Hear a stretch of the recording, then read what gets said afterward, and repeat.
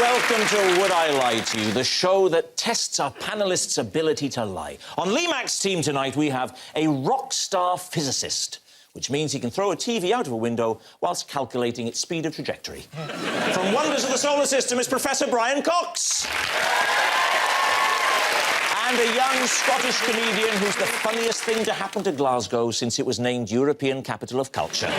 Kevin Bridges. And on David Mitchell's team, someone who spent the last 3 years in a coma, reliving the 80s. No, it's not Bruce Forsyth. From Ashes to Ashes, Keeley Hawes! And a comedy actor who went to university with Rachel Weisz and Sam Mendes, so he's perfectly comfortable in the company of major stars. This will be a bit different for you tonight. It's Stephen Mangan! And so to round one, Home Truths, where our panellists each read out a statement from the card in front of them. To make things harder, they've never seen the card before, so have no idea what they'll be faced with. It's up to the opposing team to sort the fact from the fiction. And first up is the mighty Stephen Mango Mangan. Right. I have nicknames for both my big toes. Lee's team, what do you think? What's the nicknames? Leslie and Scruple. Oh, what? Scruple. Scruple? Yeah. Why Scruple? Leslie was Leslie was the nickname me and my first girlfriend had for our baby that we were going to have. We were planned about getting married and having a kid, and we were going to call it Leslie as a joke because it's it's a nice name, but we weren't actually going to call it Leslie. And then one day the foot was out the end of the bed, and And you thought, let's try for that baby. I said, there it is, and she said, there's Leslie. It was just, it just stuck. And what about Scruple? Oh, this is ridiculous. There was a kind of... she was very religious, and she used to believe there was an angel. You had an angel of... You had Steve, a good angel... to think about this. You have a good angel and a bad angel on your shoulder who, when you're about to do something awful... will say, don't do it, or do it. So, well, like you got on national television saying you got a nickname for your toe, that's all. So Leslie, our baby, we wanted it to have the good angel to be dominant. We wanted Leslie to have scruples. So the other toe became Scruple. It was Leslie's kind of conscience. This is how religions get started. If he's made that up, he's an absolute genius. Then I would imagine it's probably true. What are you saying then, Lee? It's got to be true. You think it's got to be true? It's got to be true. It's got to be. Kevin? I think it's true. Still think it's true. And you think it's true? I do. And you're a professor. Do we call you doctor or professor? Whatever you'd like. So what are you going to say? I'll go with the team and say that's true. Saying it's true. OK. Steve Mangan, is it true or is it a lie? It is a lie. Well done. Very good. Yes, it's a lie. Stephen does not have nicknames for both his big toes. It'd be a bit weird to give your body parts silly names. As I said to my Lee Mack in the bath just the other day. My penis. Keeley Hawes is next. I lied to my husband that I was good at tennis and had to have secret lessons when he arranged a doubles match. Oh, all right, there we are. Lee? Why would you lie to your husband about Because he wasn't my husband at the time, and I was trying to... Woo him? Woo him. He's very sporty, so I told him I could ski. And has he subsequently asked you to go skiing? He took me skiing. Did you have to learn to ski? It was truly terrible. Well, somebody called Just actually taught me how to ski. Just? I can recommend Just. Skiing. Yes, so, no, so I went and booked some lessons. And what was he called, the instructor? God, I can't remember. And yet, Just, like that. Yeah, but Just was like... Keeley, keep it together, it's falling apart. I can't remember. What was the first thing you learnt on the tennis court? How to bounce the ball. And how do you bounce the ball? That was a quick What do you bounce. mean? Well, it's only What was that it, on big the- and it's only there to there. Well, I think you tell her gravity would have taken a bit longer to get down and all, wouldn't it? When you're playing on the moon. It's not just gravity. You can get a bit of force. You can impart an impulse to it, yeah. That's it, impossible.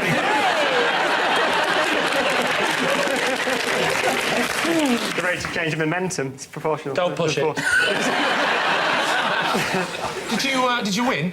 I got there and I feigned an ankle problem What because I saw when I got there how good they were going to be. So, It was to impress him. I didn't think he'd start involving other people. Is he a man for involving other people in general?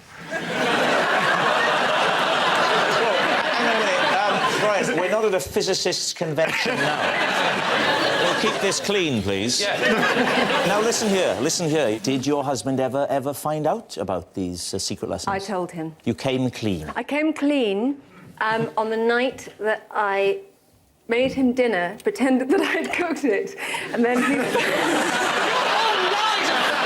whole life is a fabrication, isn't it? fed it to him in the dark, and then he found the Tesco Express box. Oh, no. And then it all came out. Did it? I said, I can't play tennis and I can't cook. My name's And- not Jeff.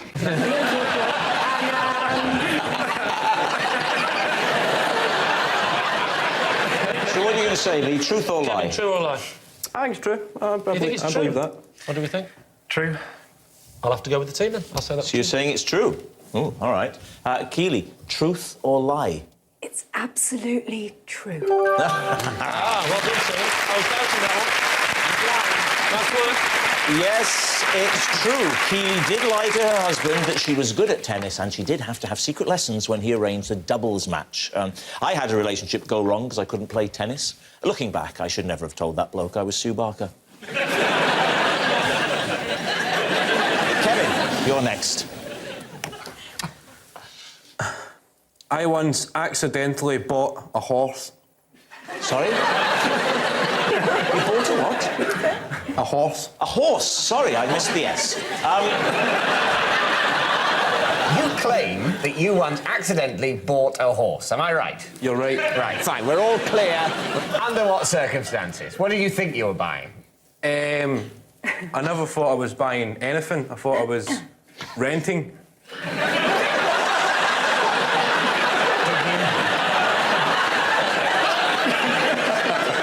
Did you think you were renting a horse? Yes. Right. So you paid to rent a horse, and then at the end, when you tried to return the horse, they said, "What the hell are you doing? I've been trying to get rid of Psycho for years." That's pretty much it. How long had you imagined that you were going to rent it for?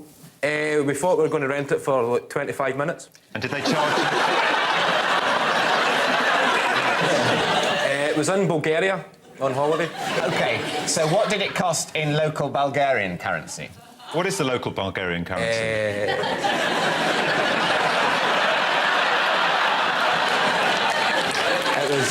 We're going to It was lose. 200 lev. Lev, L-E-V. I don't know how you pronounce it, but lev. 200 lev. 200 And how Bulgarian. much is that in sterling, roughly? Roughly, I At think the it's time. at the time, I think it was at £90. So we thought it So was a you- good deal £90 for 25 for minutes. 25 minutes on a horse. But you said we thought we were going to rent it for 25 minutes. There was me and my friend. So you It were was a going lads' holiday. We were 18. We thought we'll go go horse riding. In Bulgaria. in Bulgaria. Did you question the odd sort of time slots they were going for? No, the I've guy- never been pony trekking, but I imagine they sort of rent you the horse for perhaps a couple of hours. Oh, the or, guy- or at least a solid half hour. You get 25 minutes, and then the horse needs a break for 5 minutes, and then And somebody then else you keep comes. the horse forever. Oh, I never knew that. What happened when you tried to take it back? The guy explained to us that the guy was gone. The guy. Never say the phrase on this game. The guy explained to us that he'd gone. Well, there was two. Never say that. There was two different guys. There was two Yeah, guys. go through me if you want to speak to my client. We are There was guys. There was guy A. Guy A. That's a Bulgarian name. Very well known. The most famous Bulgarian name. Guy Dimitri. I think that. No, a guy A. And guy B. Right. Right.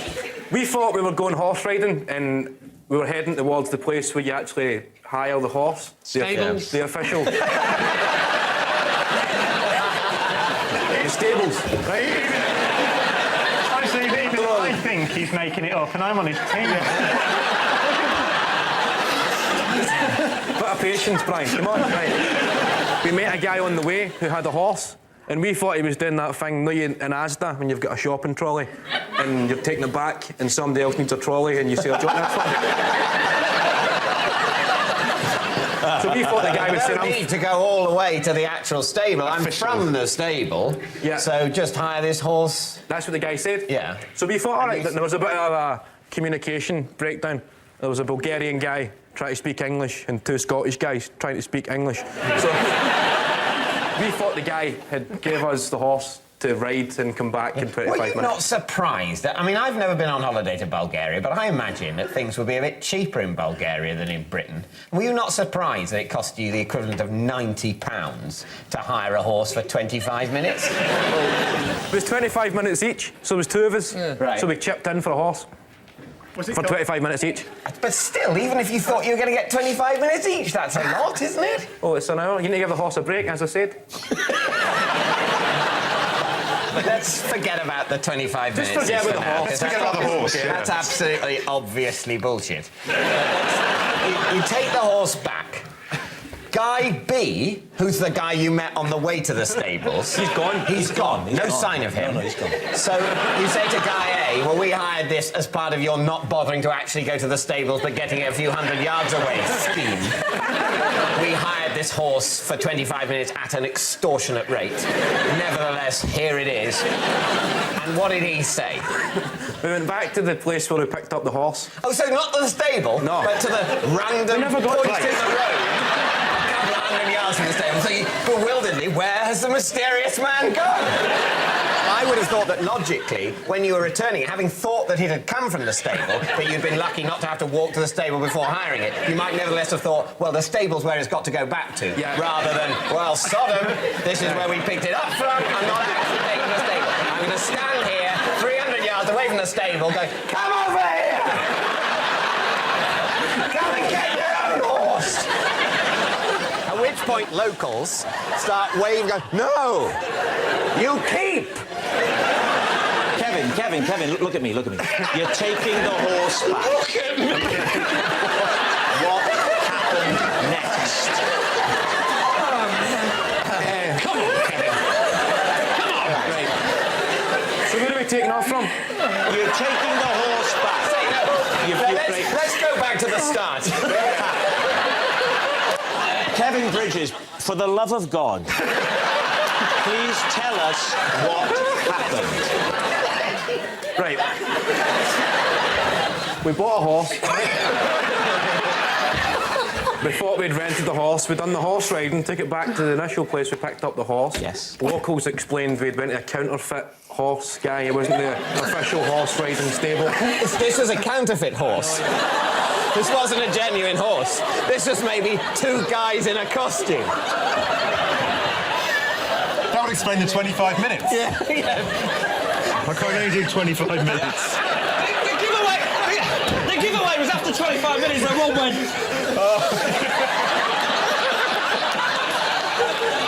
Right, let's crack on, lads.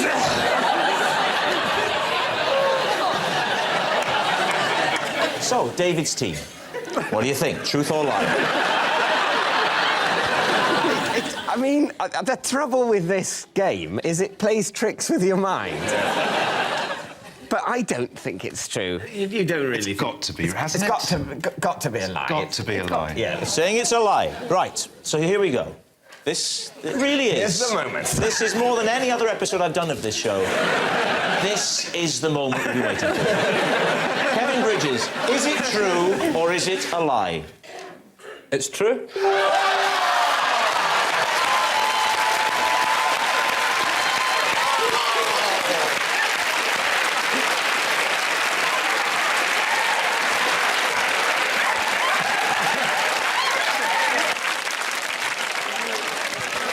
Unbelievable.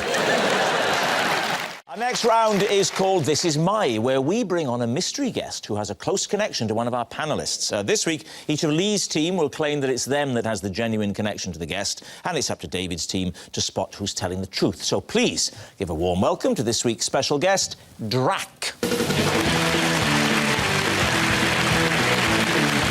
Welcome, Drac. So, Kevin, what is Drac to you? This is Drac. He's my dad's friend. He took me out for a driving lesson and I reversed through a chip shop window. Brian, please explain how you know Drac. Well, this is Drac, the roadie that left me gaffer taped to a lighting rig for over an hour. Right. And finally, Lee, what's your connection? This is Drac. And I presented him with first prize at the National Pie Awards 2009. So, David's team, begin your investigation. Lee, where were the National Pie Awards held? Birmingham. What was the venue? The venue was the Hilton Hotel. Right. Hilton What kind Hotel of pie was it? Well, The he one? made a selection. He didn't just make one pie. It was for his various pies. You don't just have one pie. It's So not like... Was he various pie maker of the year? No, he won the big prize at the end, National Pie Maker of the Year. So he won the overall award. Were there, like, No, separate... he didn't have the best overall.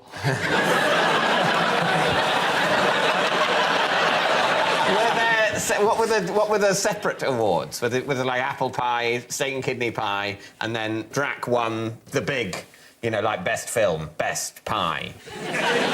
You don't just have one pie, you have to have, I think, two or three I pies. think we understand that you have to demonstrate the ability to reproduce the pie. Otherwise, it literally is just one pie. And as soon as the judges have tasted it, well, what does it matter? That was a pie, that pie's gone. It was two or three pies he produced that year, but I Two or three. I think he wants to up production, actually. They've done the pie tasting and judging on another occasion. Yeah, they'd voted on it. People had voted on it, and there was like a pop chart. It's a pie chart. He brought... It was... you like the pie chart, Gav, didn't you? I thought you'd like it. Did you announce then the winner is Drac, or did you say his full name, which is... I said the winner is Drac.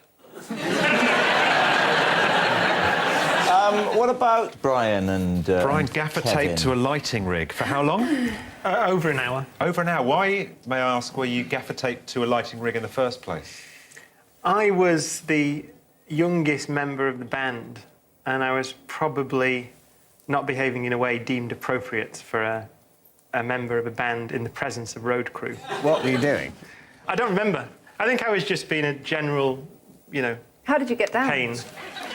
Well, they had to get me down because it's a lighting rig. It was like one of Wait Wait a minute.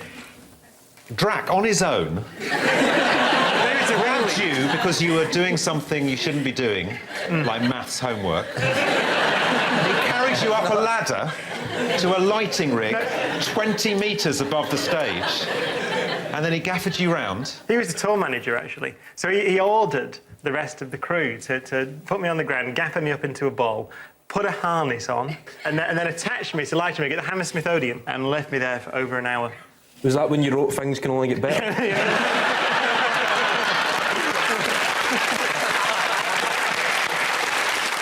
And you can't remember what you did that had offended them? No, I think it was just a build-up, I think, of absolute annoyance over many weeks. I can believe it. Yeah. OK, so Kevin Bridges, it was something to do with the car. Well, yes, he's a friend of your dad's and he took you on a driving lesson. Yeah. And you ended up reversing through a chip shop window. Yeah. His name's Duncan. Duncan. It gets called Drac because it's like D-R-A-C, and he used to be known as Duncan from the RAC because he's a driving instructor, and then that got shortened to... What were you trying to do, a three-point turn? What was... No, it was the first lesson, Right.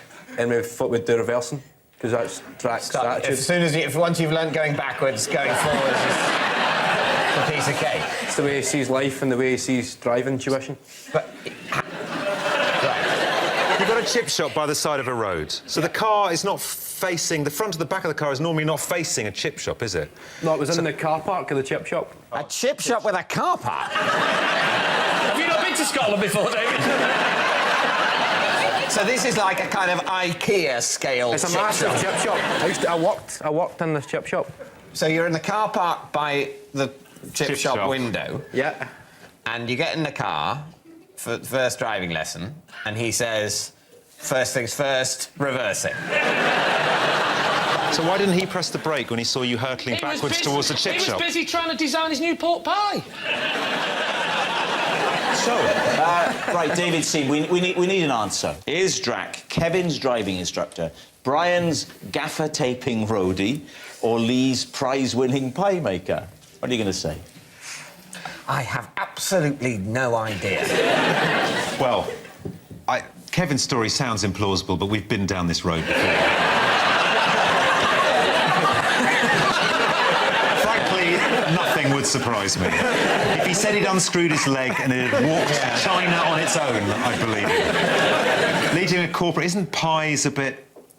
He's northern, he's doing a pie handing out prize, isn't it? But then again, if you're doing the Pie Awards, that's... Who would you go to other than Lee Mack? Can you just say that to camera? I'll give him some available dates. And what about Brian's? Very good specific story about the winch and the Hammersmith Odeon and... Yeah. But it does seem quite a cruel thing to do. I think he probably could have been irritating enough for them. Yeah, to I win. think so. I don't think that's in question, to be honest. What's it going to be? Say Brian. Say Brian. Yeah, come on. Brian. We think it's Brian. You're saying Brian? Yes. OK. Would you please reveal your true identity? I'm Drac. I'm the roadie that gaffer taped Brian to the fighting dress. Thank you very much for coming on, Jack. So at the end of that round, David's team have 4 points and Lee's team have 2.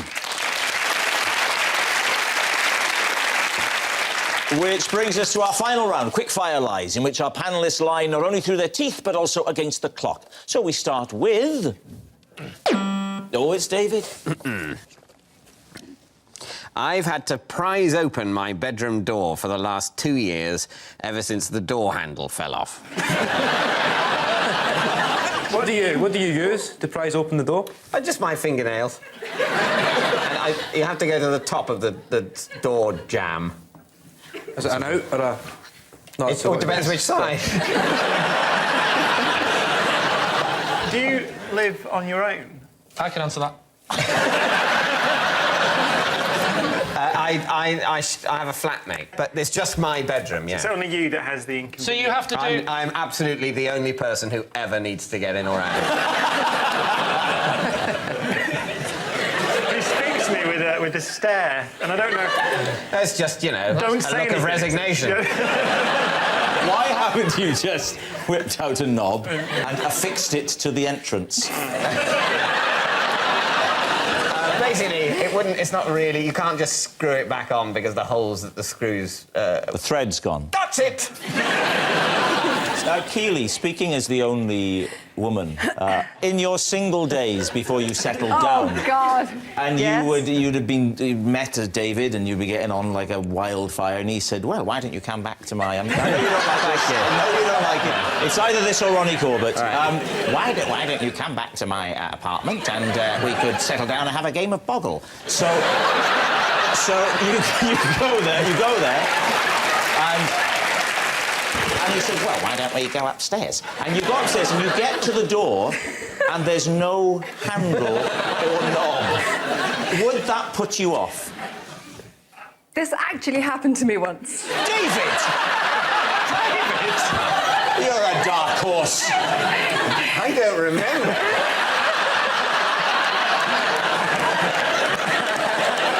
I stayed over, and when I got up in the morning to leave, I couldn't get out. And I didn't know where I was. You didn't know where you were? Wow, really? I had to ring the fire brigade. I think I had should to say, crawl at this out point, of the this was window. not at my house. And they had to come and put a ladder up to the window and give me a fireman's lift out. Where was the man who you'd gone back with? He'd gone to work. He'd gone to work and you- locked oh, you but in you for didn't later. know? Didn't know. She'll keep till I get back.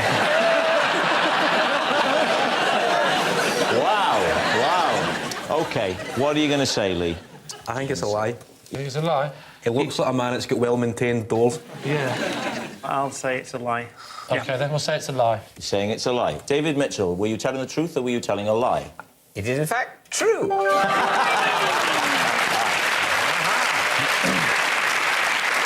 Yes, it's true. David has had to prise open his bedroom door for the last 2 years, ever since the door handle fell off. And next.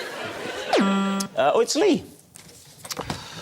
Possession. All right, take out the box, pop it on the desk, and read the card. It's a set of children's cutlery. This is the children's cutlery I used when I went on a special diet. It helped to make the portions on my plate seem bigger. David's team, do you believe that? So, Lee, how long did you use the cutlery for, then? Well, if it was a big meal, 10 minutes. In terms of weeks or months? How long Nothing was that big. How long was the period of your life for which you used children's cutlery in order to lose weight? Swallows. I know it doesn't take you that long to invent 6 months. 6 months. Did you sort of take them, if you were going to a restaurant, did you take them with you? No, I think you're mixing me up with a lunatic. You know, it's not a great... I mean, Keeley, would you really want that on a date if I said, so, how did the tennis go, love?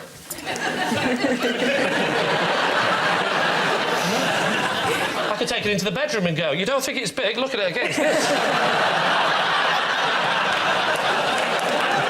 And that's a salad fork, let me tell you.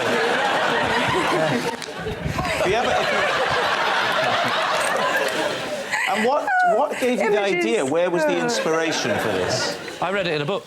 You read it in a book? Yes. Which book was that? The Book of Dieting.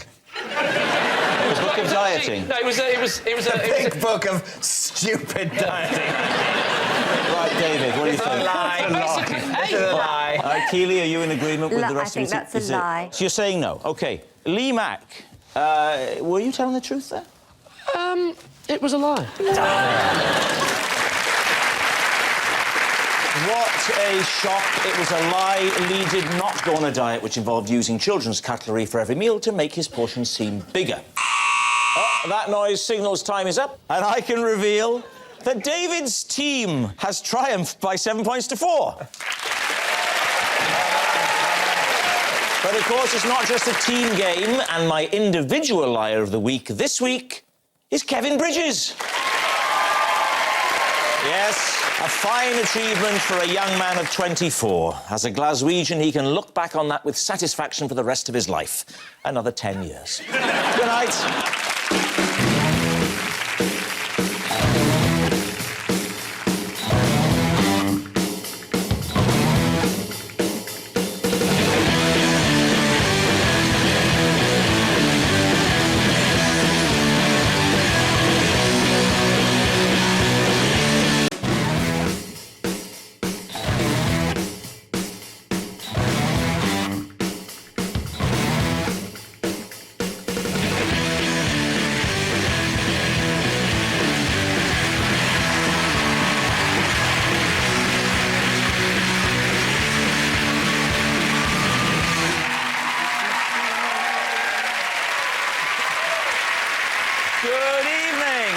Welcome to Would I Lie to You, the show all about amazing truths and big fat lies. On David Mitchell's team tonight, a man who has broadcasting in his blood, along with Synatogen, cod liver oil and Viagra. It's Sir Terry Wogan! And David Mitchell's writing partner, acting partner and friend, his confidant, his soulmate, his lover. It's Robert Webb! And joining Lee Mack this week, we have a 24-year-old who's one of the youngest comedians in England and one of the oldest men in Scotland. It's Kevin Bridges. And an actress whose credits include Torchwood, where she had to confront all manner of hideous creatures, and Not Going Out, where she had to confront Lee. It's Katy Wix. So we start with round one, Home Truths, where our panellists each read out a statement from the card in front of them, and to make things harder, they've never seen the card before, so they've got no idea what they'll be faced with. It's up to the opposing team to sort the truth from the tosh. And Terry is first up, so Terry, would you reveal all, please? I deliberately set fire to my colleague's script whilst they were live on air. Lee? Was this, did you say colleagues, as in, this happened a lot?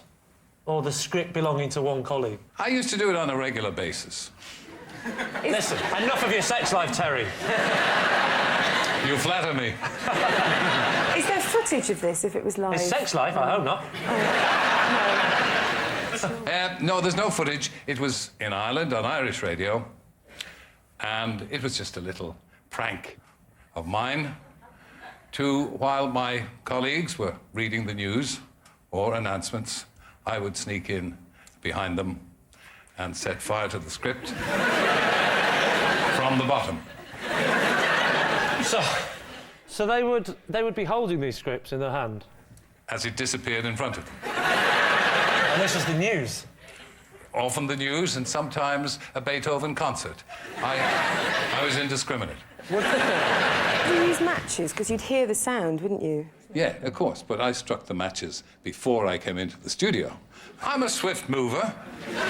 Well, Safety matches. You can't move too swiftly with a match because it goes out. Look, that's what your jacket is for. You keep it in there, sneak in, they don't see you, you smile. Go around the back. How did your victims react, Terry? I was the senior man, and I took no nonsense. If they didn't like it, too bad. Hang on, Terry, sorry. What year was this? Just after the Napoleonic Wars. No, I was about 21. Would the listeners ever get wind of the blaze? No, because there's no chance of any scent on the radio. But what, all right, OK, all right.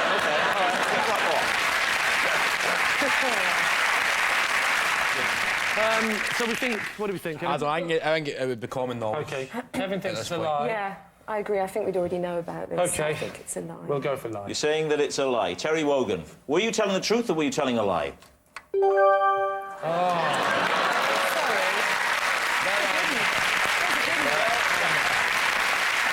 Yes, it's true. Terry did deliberately set fire to his colleague's script whilst they were live on air. At least they can laugh about it now. They can't move their hands, but they can laugh. It was a prank. Kevin, you're next. I once found a suitcase and took it to the police station. When they opened it, it contained 34 bunches of bananas. David. Where did you find the suitcase? In a train station. Well, there are lots of... Do you want a specific train station? Well, no, I'm just sort of thinking that you're in a train station, you see a suitcase, you think, I must take that to the police. That's potentially a bad approach. No, it was just lying, and I'd said to a couple of people, is that your suitcase? And it was in the climate of fear, and I started to think, well, maybe I should be a good citizen. So I took the suitcase over, and I headed straight to a British Transport police guy and told him what had happened. So you moved the suitcase you thought might be a bomb? Did you also give it a good rattle? It wasn't so much I thought it was a bomb, I just thought maybe somebody had left their suitcase. Well, that wouldn't be a response to the climate of fear, though. That would have been a response to a climate of forgetfulness. I panicked. Who opened the suitcase to divulge all those bananas? I came in, and the British Transport police guy took it into his office, and then they scanned it with some... whatever they scan it with, some... Those things... I get Waitrose. Fine. How much are bananas? How much are bananas?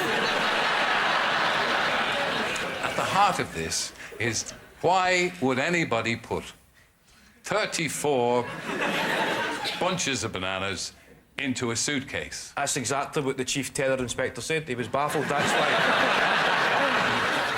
Did they ever find this guy? I never kept up to date. I don't have a clue. I just left it. You haven't kept in touch? No. Well, he's here tonight. I'm the king of the swingers. What I doubt here is that if you've taken a piece of unattended luggage to the police, I don't think they're going to then immediately open it. Oh, it was no longer unattended when I got to the police, because I was... No, but you're saying... But that's not going to reassure them, because you're saying, I've no idea whether or not this has got a bomb in it. So... I never used those words. You don't use the word bomb in this situation. That just... You do a mime. I'm worried this might be... I'm really... And then he opened it and went...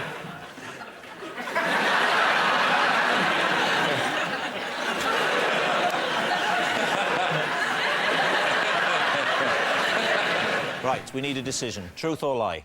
Well, it's... You think it's a lie? I do, really. Yeah, I think it's a lie. Well, we'll say it's a lie. You're going to say it's a lie.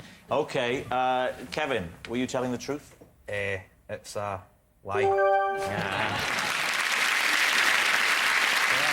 Yes, it was a very big lie. Kevin didn't take a suitcase containing 34 bunches of bananas to a police station.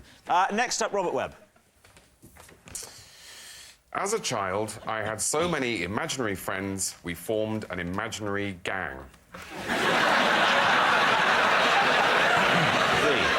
Right. Did the gang have a name? Yes, the gang were called the Gabies. The what? The Gabies? They were called the Gabies. How are you spelling that? I never had cause to spell it. I'm talking about, you know... If you had to spell it now, how would you spell it?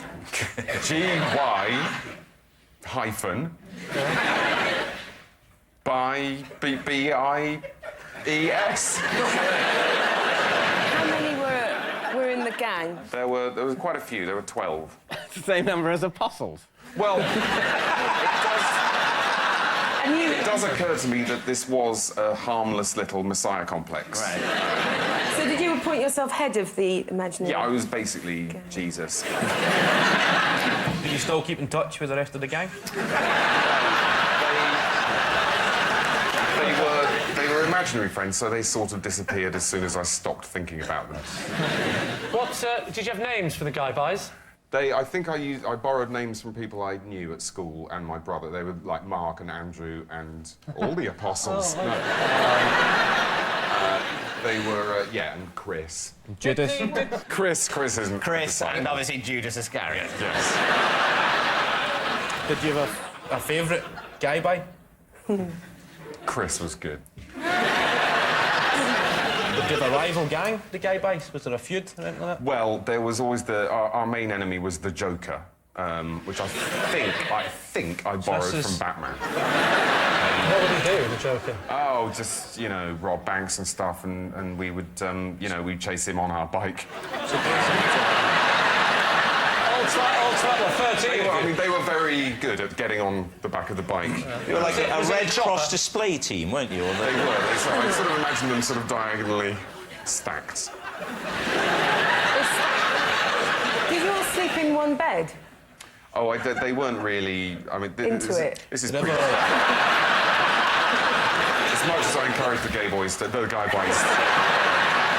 No, they were very much a pre-sexual phenomenon. Have we established yet why they were actually called the Gabies? No, it's just a sort of sound that children make. Well, that this child made.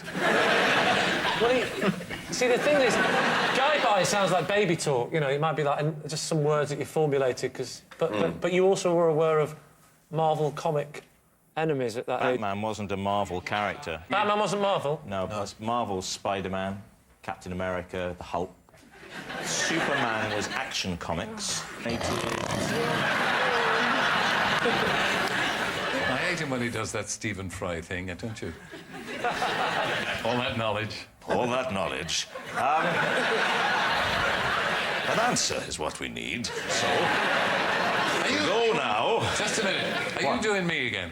I'm flirting round the edges of you, Terry. If you're not careful, I'll set fire to you. Right. Right, what are you going to say, then? What are you, truth or lie? Sounds plausible. Young guy, read a few comics, read the Bible, merged the two in his head and formed the Gabies.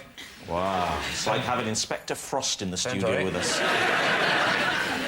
What about you, Katy? Which way are you leaning? Well, I think he clearly has a wonderful imagination. That's clear. So I think, yes, it's true. OK.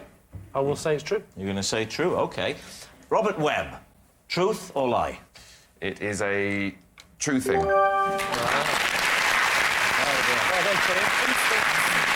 Yes, it was all true. When Robert was a child, he did form an imaginary gang from his many imaginary friends. You know, it may seem odd, but loads of people have tons of imaginary friends. It's called being on Facebook. So at the end of that round, David's team have 3 points and Lee's team have 2. Our next round is called This Is My, where we bring on a mystery guest who has a close connection to one of our panellists. Now, this week, each of Lee's team will claim it's them that has the genuine connection to the guest, and it's up to David's team to spot who's telling the truth. So please welcome this week's special guest, Tony.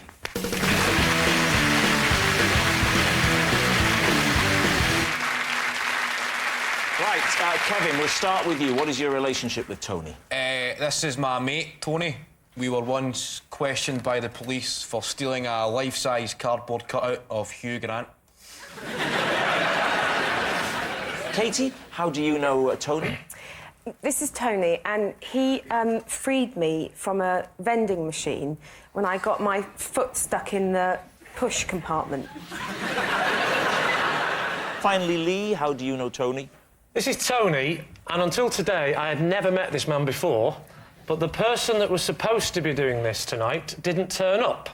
So I grabbed the first person I saw outside the studio. So there we have it. Kevin's partner in crime, Katie's snack machine saviour, or Lee's stand-in man. Right, David, off you go. Well, Lee's one is quite difficult to cross-examine, isn't it? So essentially what Lee's saying is, here's Tony, he's a random bloke. But who was supposed to come, Lee? Well, had it gone to plan today, I would have said, this is Graham, and he's my self-defence instructor, because I'm learning self-defence. Right. What happened to Graham? Did he get beaten up? The story I am told is that he hurt his arm this morning during a self-defence class, and then very late in the day, he got in the car to come here and had some turn because of the painkillers he was on and cancelled and said, I can't come. Well, it's a sad old story. Yeah. So what was Tony doing here before you found him? He's a joiner, which is somebody that puts wood together. Thank you. I didn't want you thinking he was somebody that just randomly joined clubs. He's just a very sociable guy. I'm a joiner. Where are you going? I'm going to join a club. What are you doing? What are you doing? The drive-bys? Yeah, OK. Where were you in the complex? Well, I'm not sure how good this is for national television, but I'll tell you, David. I was just outside that door where some people go out for a cigarette.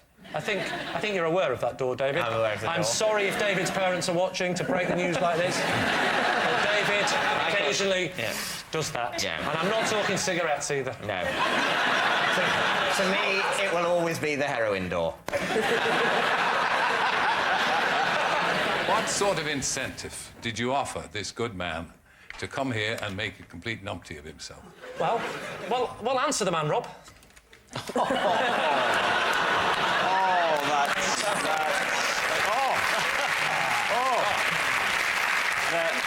The rejected chuckle brother has got the better of me again. Okay, well, I mean, I must say, Lee's story is incredibly plausible. It's incredibly tedious. Yes, I mean, that's why it rings so true. Kevin, your partner in crime, what did this man do with you? I think crime's a strong word, Terry, from a man who has got arson in his past. We were questioned by the police, not charged out, just questioned for stealing a life-size cardboard cutout of Hugh Grant. What were you going to do with Hugh Grant? We'd went to Blockbuster Video, and nothing really caught our eye, except the life-size cardboard cutout of Hugh Grant. What? Sorry, I didn't understand a word of that. We went to Blockbuster Video, OK?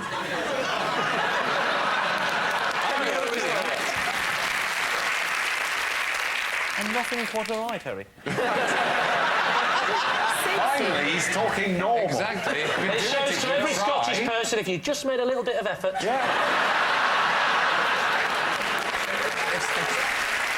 A so we've seen the life-size cut Hugh Grant on the way out. It was threatening to be a pretty dull evening until we seen this, and we thought we'll steal this and have a laugh on the way back home. And we were walking home, a police car pulled up and said, "Where are you going with Hugh Grant, lads?" The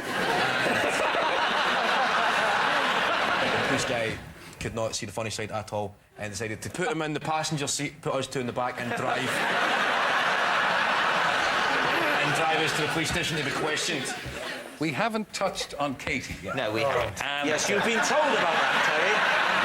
We told you quite clearly before we started. Yeah. Where was the vending machine? It was at Cardiff Central train station. What did the vending machine vend? What is this thing you call love, human? What does it vend? It vended the normal stuff, drinks, chocolate bars. What were you doing with your foot in the vending machine? Well, I put the money in. Yeah. And I was trying to get a drink, and I could see that it had come out a bit, but not properly. Yeah. And after trying to get it out with my hands, I tried my foot. And it got stuck. Yes. But was it a little hole or a big slot? It was like a tray thing. And how did this fine man help you? He was working at the train station, Yeah. and he's clocked it and came along and said, "Do you want a hand?" And you said, "We must keep in touch? Can I have your email address?" We didn't stay in touch, but I knew how to find him. How did you Because find he's him? still working at Cardiff train station, Cardiff Central. But what I don't understand, right? The Go thing's on. fallen down. Yes. And you're having difficulty getting it out with your hand. Now, Correct. hands are basically better than feet. Yes. That sort of thing.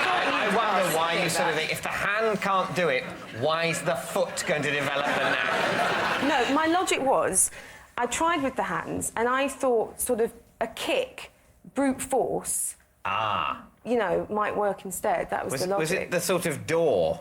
You know, because often the slot at the bottom has got a sort of door, hasn't Yes, it? it had a I door. offered slot, and she called it a tray. Yeah, I don't think it's not a tray, is it? It's not a tray. A tray would be removable. This is like good cop, guy by cop.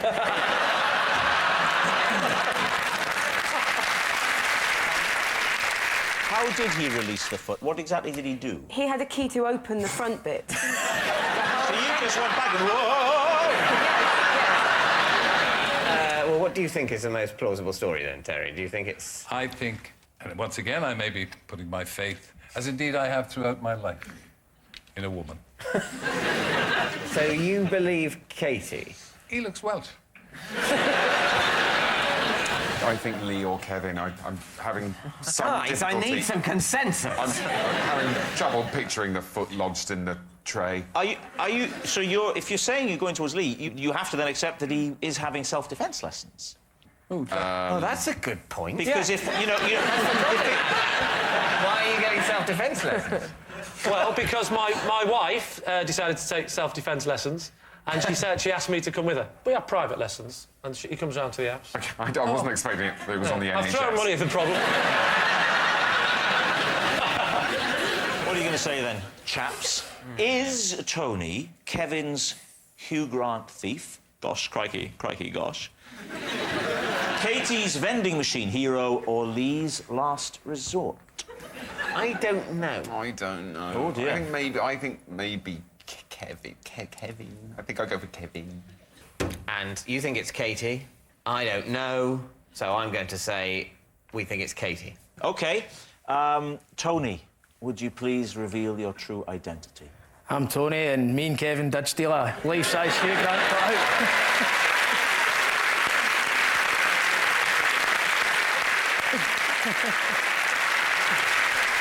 Were there any charges? No, it was a caution. And you're proud of it, aren't you? I can see that there's a real pride in your face. You feel you should have a Duke of Edinburgh award, don't you? Thank you very much, Tony. Well, he looks like... Which brings us to our final round, quickfire lies. We will start with... it's David Mitchell. When I was 12, I saved up all my pocket money and bought a rowing boat that I never used. Lee. Right. How much was the boat?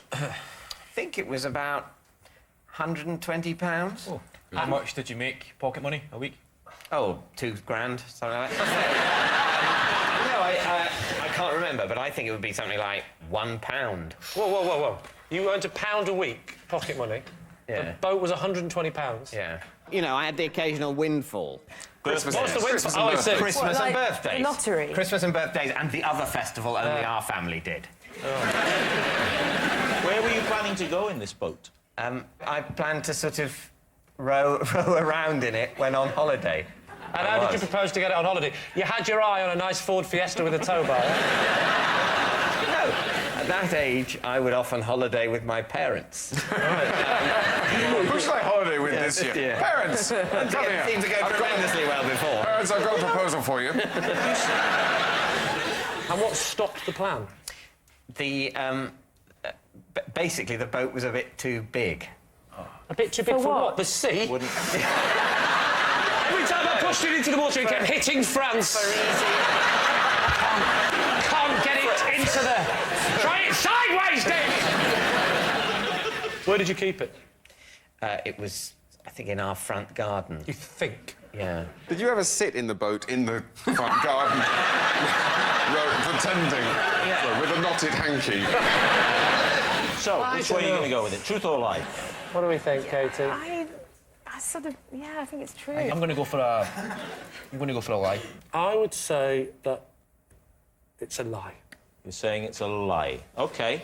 David, truth or lie? It is true.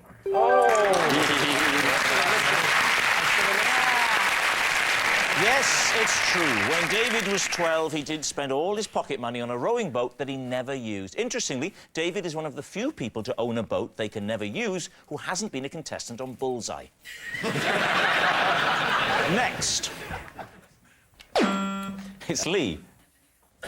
After an incident with a permanent marker, I had to go to my son's parents' evening with a moustache and glasses drawn on my face. David's team, do you believe that? OK.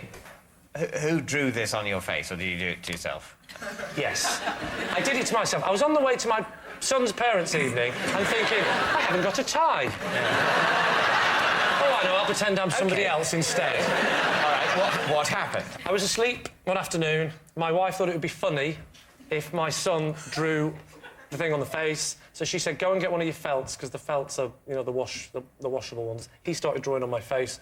I woke up, I laughed a bit, I let him carry on, and then we looked at the pen, realised it was permanent marker. And when I went to wash it off, it came off a bit, but not enough. And we were late, so we just had to go. Can't you try, I don't know, white spirit or something? Doesn't that work? I could have tried a blowtorch as well. No. I mean, silly bang. What sort of moustache was it? Was it a sort of twirly one? Or just a sort of more Hitler-type thing, or...?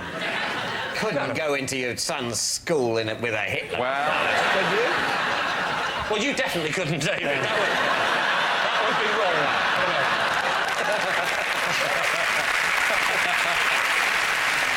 So, David, which way? Well, I think... You think it's a lie? Yeah. You think it's a lie? We're going to say it's You're a lie. going to say it's a lie. OK, Lee, truth or lie? It is, in fact, a lie. Yes, you. It's a lie. Lee didn't go to his son's parents' evening with a moustache and glasses drawn on his face. Next. Terry. Every year, I signal the start of Christmas dinner by taking my seat opposite Mrs. Wogan and firing a pistol loaded with a blank or blank.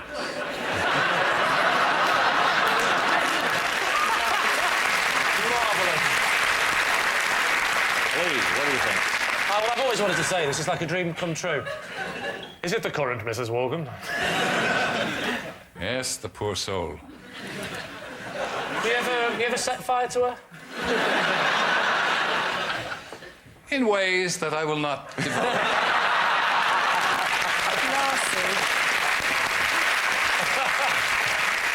OK, so then where'd you get this pistol from?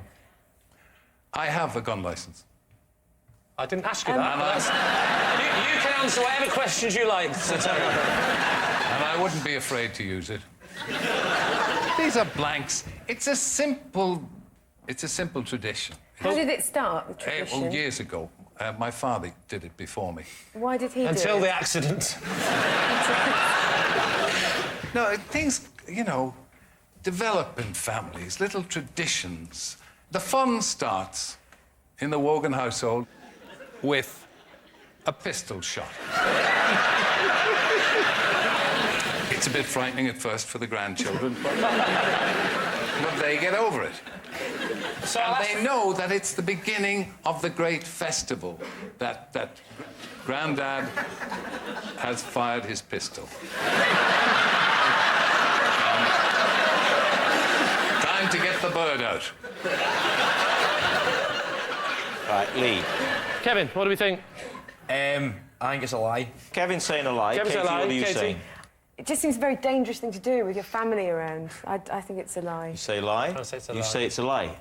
Terry, is it true or is it a lie? Thank God.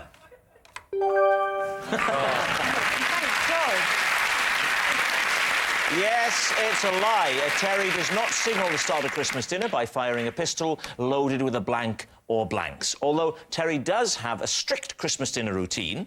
He asks Mrs. Wogan if she wants stuffing, and then 2 hours later they enjoy a cold lunch. Oh, well, that noise signals time's up, and it's the end of the show.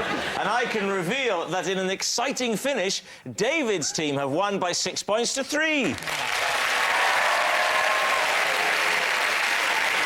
But, of course, it's not just a team game, and my individual liar of the week this week is Sir Terry Wogan. Thank you, I don't forget it. Yes, Sir Terry Wogan, who's such an unscrupulous liar, he makes Eurovision voting look above board. Good night.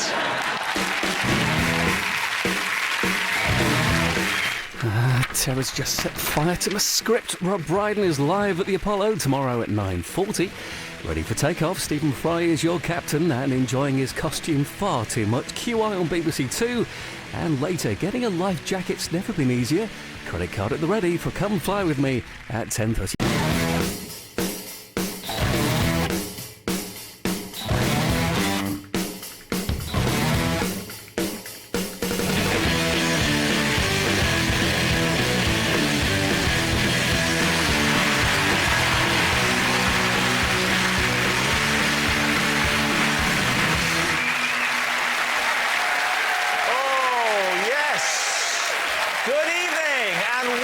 To Would I Lie to You, the show that celebrates the art of lying. On Lee Mack's team tonight, the England star who once beat Wayne Sleep. Luckily, it was in I'm a Celebrity and not with a cricket bat. It's Phil Tufnell! And a splendid comedian who likes to satirise the great and the good. So it'll be nice for him to have a night off and mix with us lot. It's Marcus Brigstocke! Joining David Mitchell tonight, an actor and comedian who, during his 13 years as a drama teacher, said he found his pupils inspirational. They inspired him to leave teaching and become a comedian. Greg Davies!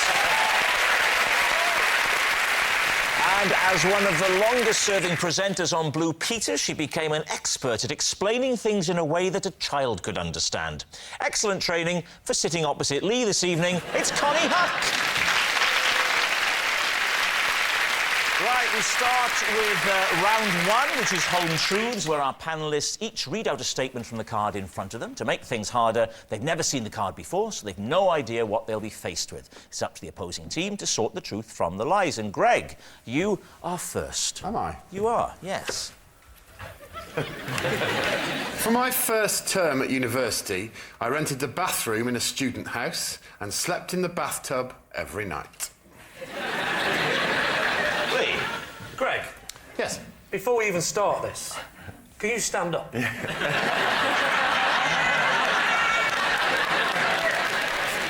be no... Unless David stands up with me, there'll be no perspective. David? In fact, let's have proper perspective. Connie, can you stand up?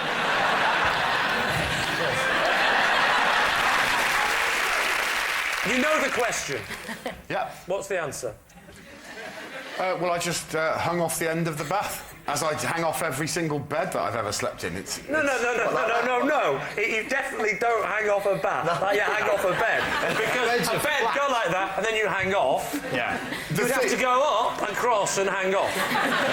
It's all, but you're not a snake, Greg. The thing what actually drove me to change my circumstances was that I was bruising the side of my cheek regularly by waking up in the morning and clanging into one of the taps. Can I ask why on earth you would sleep with your head at the tap end?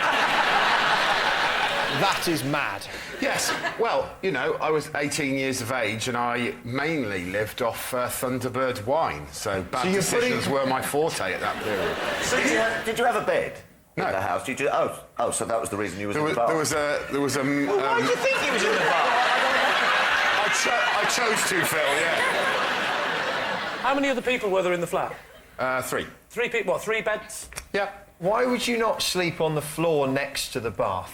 We had a giant 1970s sofa that had a peculiar corner unit, and I took both cushions from that corner unit and they fitted in the bath perfectly, and it was incredibly comfortable. So hang on, it wasn't a freestanding bath? A roll top? Yeah, was it a roll top freestanding bath? It wasn't a freestanding bath, but the end of the bath projected out into the room. Where was this, Greg? Which town was this, Oxford or Cambridge? It was in Isleworth in West London.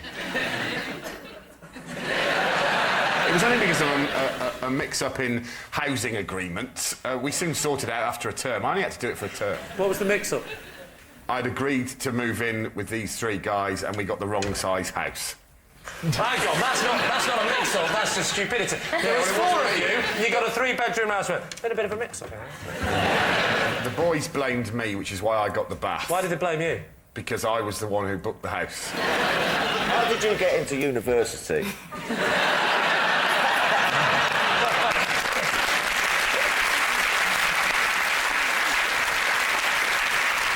So, Lee, what are you thinking?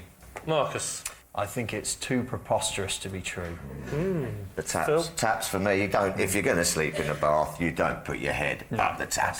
I think it might be true, but I'm not going to Oh, well, you're the skip. You've got the armband, son. I might be the Do skip. you get armbands if you're a captain? Only if you can't swim. I'm telling you, I don't know if this is in the spirit of this game, this is true.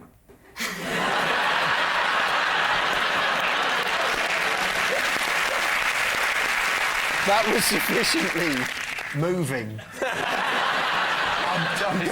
I'm going with it. I'm saying it's true now.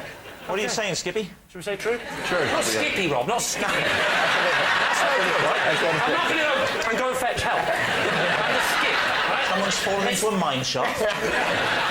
We're going to go for true. Go on, mate. True. Change it to true. We'll change it. We're going for true. You're saying it's true. Greg Davies, were you telling us the truth or were you telling a lie? Do you feel, David, any sense of genuine competition in this game? Yes, I do, yeah. Then I think you're going to like me very much. It was a lie.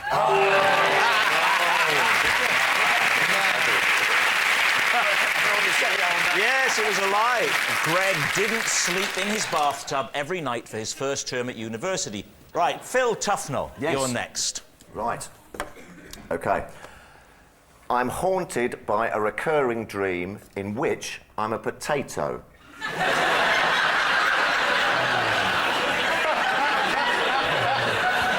David. Okay. How does the dreaming realisation that you're a potato manifest itself? I'm being chased. Oh, right. Oh, yeah, of course, because potatoes get chased all the time. I'm being chased by a pitchfork. Right. How do you know you're a potato? Because you can't move. No, I can't. I've got... It's like Mr. Potato Head. I wear a little trilby hat, little legs, and I'm running along the garden like that, with a pitchfork trying to poke me. And I'm sort of climbing up trees and things, and the pitchfork sort of going for me. And Has it ever caught you? no, it has never caught me yet. And then, just as it is going to catch me, I think I'll wake up. What do you think that the pitchfork wants to do? Has it attempted to harvest you? It's a family show. I think all the Heavy with symbolism, David. Yes, it is, isn't I mean, it? Yes, there's the a lot of sturdy steel of the pitchfork, the soft, pliant flesh of the potato. I'm getting a little worked up just thinking about it, to be honest with you. He didn't say it was boiled, did he? I think it's baked. Oh, it is baked potato. So you're a baked potato? I think I'm a baked... What are you doing in the garden if you've already been cooked? How long have you had this dream? I've had it... He only has it when he's mashed.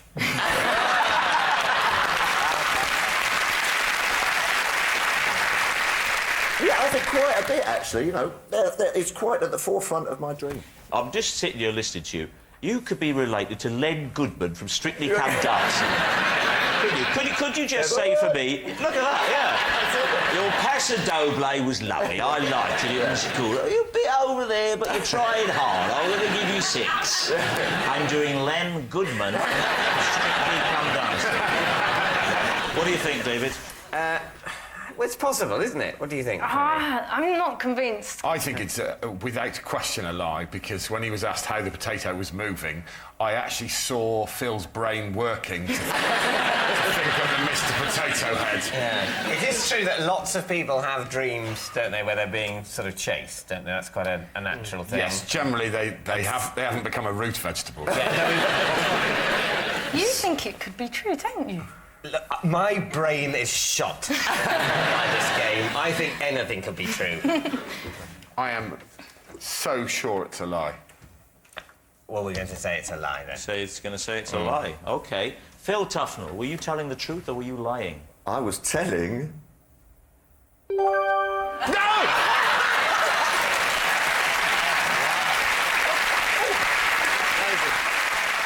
It's true. Phil is haunted by a recurring dream in which he is a potato. There's a technical term for Phil Tufnell turning into a potato. It's called evolution.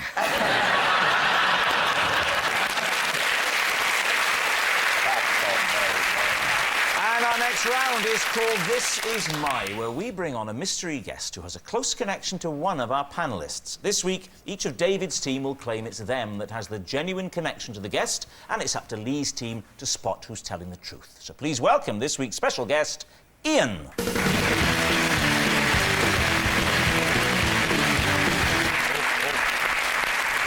Konnie. Sorry, even before we start, I can tell you now, lads, this man does not know David Mitchell. Konnie, what is Ian to you? This is Ian. When he brought his lizards onto Blue Peter, one of them went missing. Later that evening, I found it in my handbag. All right. David, what's your connection? This is Ian. I sat next to him on a plane, and he had such a fear of flying that I had to hold his hand throughout takeoff and landing. It turns out David Mitchell might know this man really, really well. Greg, how do you know Ian? This is my friend Ian. One night after getting drunk together, he was wrongly arrested on suspicion of murder. So there we have it. Connie's lizard loser, David's terrified passenger, or Greg's falsely accused friend. Where do you want to start? So Ian here brought lizards to a flagship BBC children's programme and left going, well, you don't always go home with the same number of lizards. The great thing with Blue Peter is if you lose an animal there, they'll make up a name for it. What type of lizard? Yeah. Well, there was a selection of lizards. He brought in about 8 or 10 lizards, and there were chameleons. And did one of them change its colour to the same as your handbag? Yes. And it's getting lost. It wasn't a chameleon. The lizard. What was it? It was a lizard. What was your handbag made? The handbag was made of snake. No, it wasn't. Whereabouts were you at Blue Peter when you found the lizard in your hand? No, I wasn't. I was actually in my car, and my handbag was on the passenger seat. Yeah. So you opened your bag to get some money out or something? I was in the multi-storey car park, and I'd stopped, and I just wanted to check that I had my phone. Right, and OK. So and then I was like... You opened it, and did you go, hello? Hello? I had a theory that someone put it in as a joke, but I don't know, and I've not... Oh, the wacky days of Blue Peter. Hilarious. I don't know if it's in the spirit of this game, but it really is true.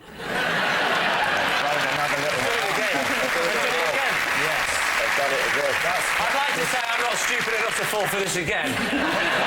I am. OK, right. David. Yes? Just remind us again of your implausible story. Well, I was on a plane next to Ian, and his fear of flying was such that I had to hold his hand during takeoff and landing. And where were you going from and to? I was going from Gatwick to... That's an airport. Think of another one now. Corsica.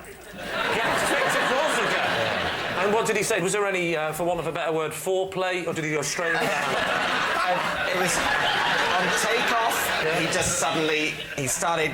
What? He started sort of making agitated noises. Please, can you do the demonstration? I think we all want to see the agitated noises. No. Go on. As I remember it, it was just sort of. Are you sure that wasn't the engine, David? Yes. Yes, Lee, I'm sure it wasn't the engine. So basically, he's standing agitated. Yeah. Has he grabbed your hand? Then he grabs my hand. There's no talking. There's not. Do you mind if he's just gone? Not at that point, no. You slag, David Mitchell. And what did you say? Do you mind? I'm a married woman. I mean, what did you do? I don't think I said anything. You know why he's grabbed your hand, do you? You know he's... Well, I assumed it was... I didn't think it was sexual attraction. Right. But it's very sweet of you to leap to that conclusion. Did either of you have fellow travellers with you? No. No, we were both just flying to Corsica. Yeah. To see what might happen. See who you meet on the plane, maybe. And this happened again when you came in for landing? After we became, when it levelled off, we became fully airborne. That sounds like a virus. He then said, he sort of apologised and said, I'm really sorry, I freak out sometimes on a plane. And I said, oh, not to worry. I bet that calmed him down. I once stroked a girl's back while we were having a very difficult re-entry over... we were coming into Heathrow, and I didn't know her, and she was crying, and I just reached out and just stroked her back. There was a reason why she was crying, wasn't there? The madman behind was stroking her back. I wasn't behind her. I was like that with her. I was going, hey, it's OK. No, look, it's fine. This is just turbulence. Seriously, this is nothing. This is nothing, honestly. This is normal, really. This bloody hell. Not really. And she was quietly sobbing. I mean, it was quite... I'm BAFTA nominated, I should point that out. So these things do happen. They definitely happen. There's definitely people get nervous on flights. I think we have to deal with Greg's story. Go on, Greg. Let's have it. I got drunk with Ian, and later he was arrested wrongly on suspicion of murder. Thank God that bit's in. Yeah. So what happened? Well, I wasn't really part of it because we both passed out. It was a college ball, and we all drank vast amounts. Particularly Ian and I drank a ridiculous amount, and then both collapsed. The last thing I remember is Ian falling down and him obviously being horribly hurt. And I woke up on a carpet and ran... Nice change from the bath. Not in the bath. I ran upstairs and he was sitting up in his bed, honestly looking... His face was swollen like a pumpkin.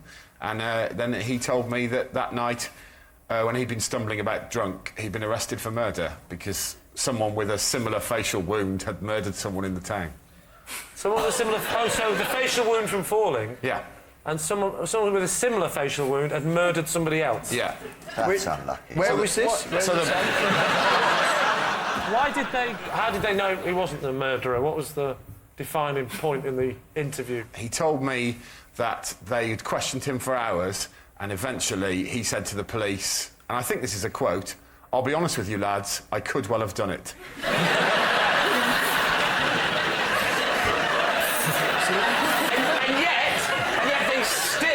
Let him out before you'd woken up. It upsets me to think that police respond to double bluffs like that. And just to be clear, it was proven at the end that he had absolutely nothing to do with it. Correct. Right. Obviously, otherwise he wouldn't be here. No. We never established just why David was going to Corsica. On his own. Was it Club 18 to 30 again? No, it was a holiday. I was going on holiday with a group of friends, but I could only go a day after everyone else. They made those rules, did they?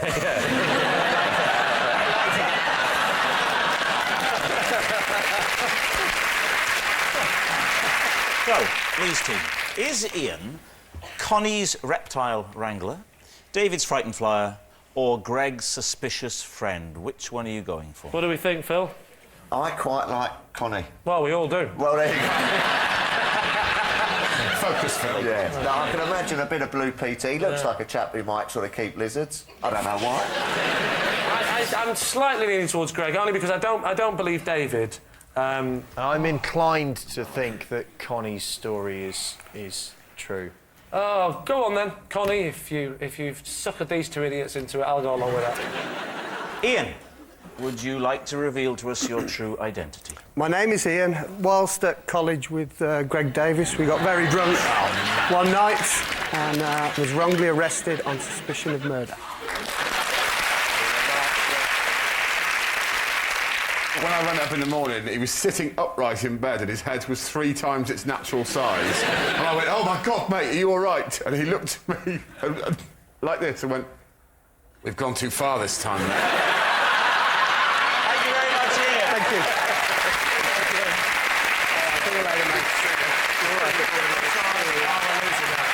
Which brings us to our final round, Quick Fire Lies, in which our panellists lie not only to their teeth, but against the clock. We will start with... Lee, yes, of course. I once had to show my boss an intimate area of my body to prove why I was late for work. Which part of your body, and why did that prove that you were late for work? It was my... well, I think we all know what I'm talking about. I don't. No. Well, let's call him Mr. Wee Wee. You actually had to show it to him? I didn't. Well, I didn't have to. He didn't say. You elected. Oh, so He didn't say prove it, get it out. But I could tell he was doubting me. You I offered said it. honestly, look, and I got it out. So what was it? What? That's the bit they're all waiting for. Yeah. What did it prove? Mr. Wee Wee had banged his head. What on? What on is a good question. The ceiling. We don't.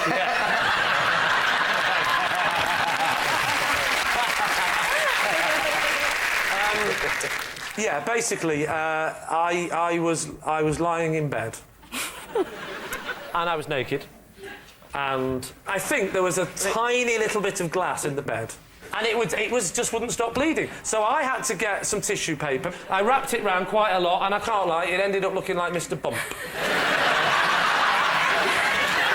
It was blue. It was. I just put lots of it on, and then I just told him the truth. I said, sorry I'm late, there was an incident. Told him the incident. He went, like that, as if to say, you're not telling the truth. I said, do you want to see it? Whizzed it out. He went, oh, it's Mr. Bump. So every time someone raises their eyebrows at you, your instinct is to get your penis. Stop it, Greg! Stop it! You know I can't help myself. Stop it! He made you show it. No, he didn't make me. He at never point made me do it. Right. All he did was give you the sign. The thing is... Stop it, Greg! You were in no position to deploy it. I was quite well covered. It was full of bandaged tissue paper. So it was easy to get it out and keep my dignity. In fact, I was quite proud of it. It was like this. I said, you want to have a look at it, mate? There it is. Clap your eyes and I'm not a little beauty. Mr. Bump's fainted. Get used to it. David, what do you think? Is he telling the truth? Let's have a decision.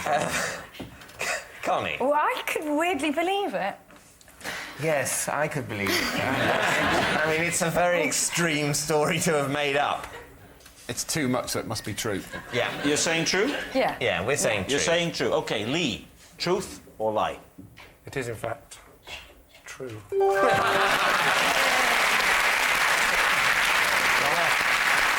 Yes, it's true. Lee went on to a successful career in entertainment, while his boss went on to antidepressants and a course of trauma therapy. Next. It's David. I recently bought a cat, but took it back a day later because our personalities clashed.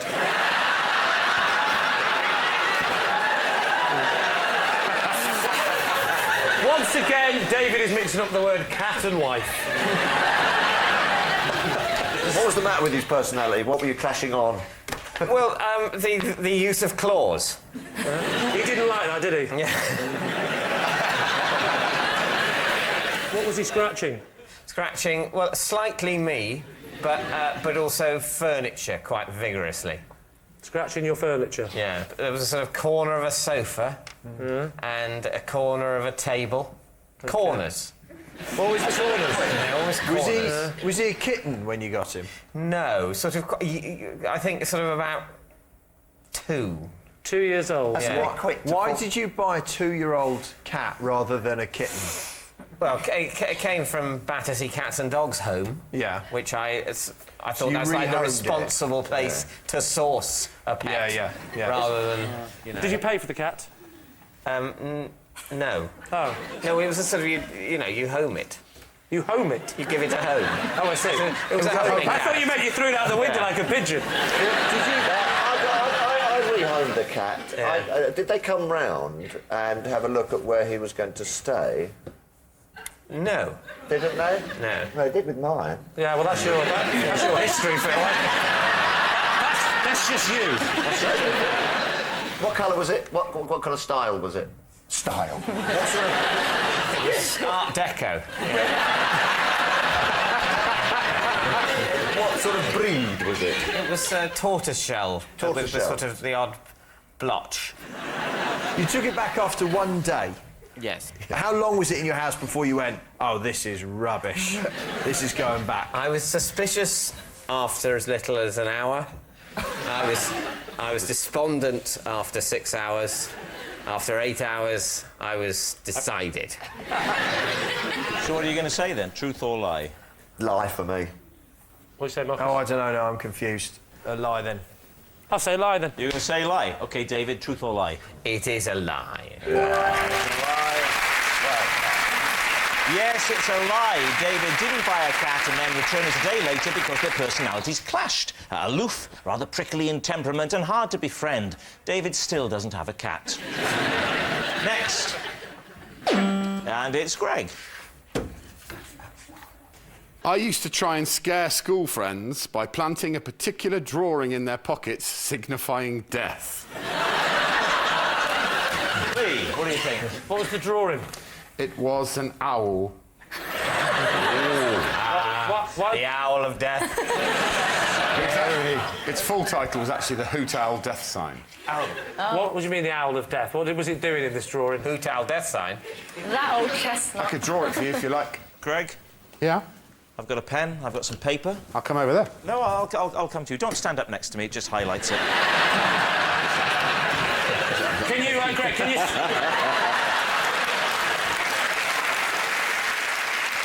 So please, draw the Owl of Death. So...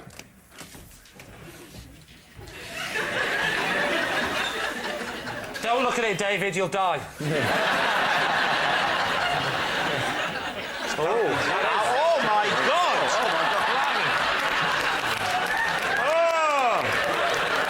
Oh, please put it away.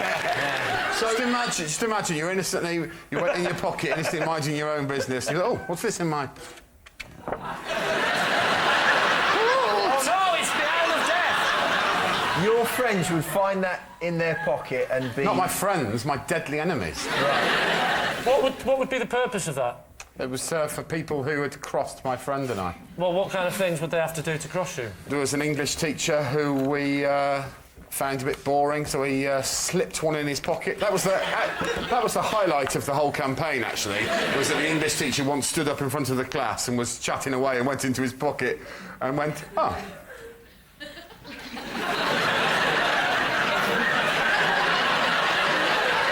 And he went, sorry, everyone. Does anyone know anything about this? Because I've just... Was the purpose of it to scare them? Like you would tell them later on it was you? Or? No, of course not. We were both nerdy cowards. You created a sort of mythology around what might happen if you found the hoot owl of death in your pocket, though. In our minds, anyone who found the hoot owl of death in their pocket would very shortly afterwards meet their demise.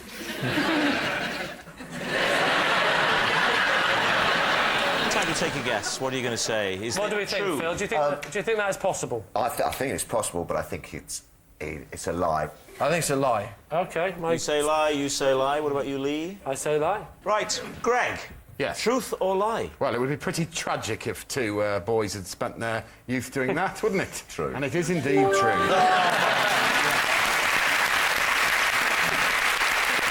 Yes, it's true. Greg did try and scare school friends by planting a particular drawing in their pockets, signifying death. Well, that noise signals time is up and it's the end of the show, and I can reveal that David's team are the victors by 7 points to 3.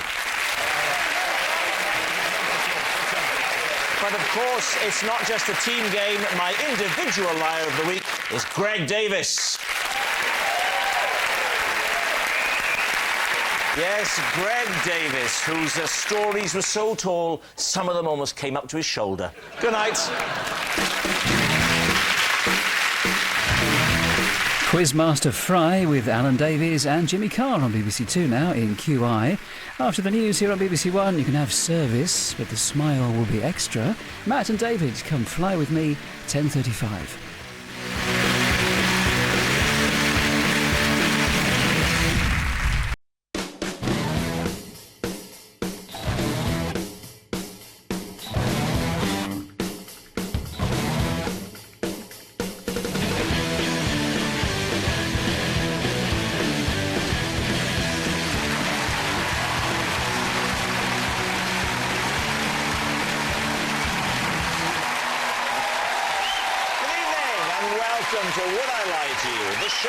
Where deception is the dish of the day. And on Lee Mack's team tonight, charismatic, charming, gorgeous and a beautiful Welsh accent. But enough about me, it's Alex Jones! And a man who in the 1970s punk era was an angry young poet. Of course, he's completely different now. He's an angry old poet. It's John Cooper Clarke! And on David Mitchell's team tonight, a comedian who used to be a drama teacher. Shakespeare, Chekhov, Pinter were just some of the books he threw at the pupils. It's Greg Davies. And a TV presenter who regularly hosts episodes of Made in Chelsea. Now, if you've not seen the show, just imagine a really good drama and watch that instead. It's Rick Edwards. And so to round one, Home Truths, where our panellists read out a statement from the card in front of them. Now, to make things harder, they've never seen the card before. They've no idea what they'll be faced with.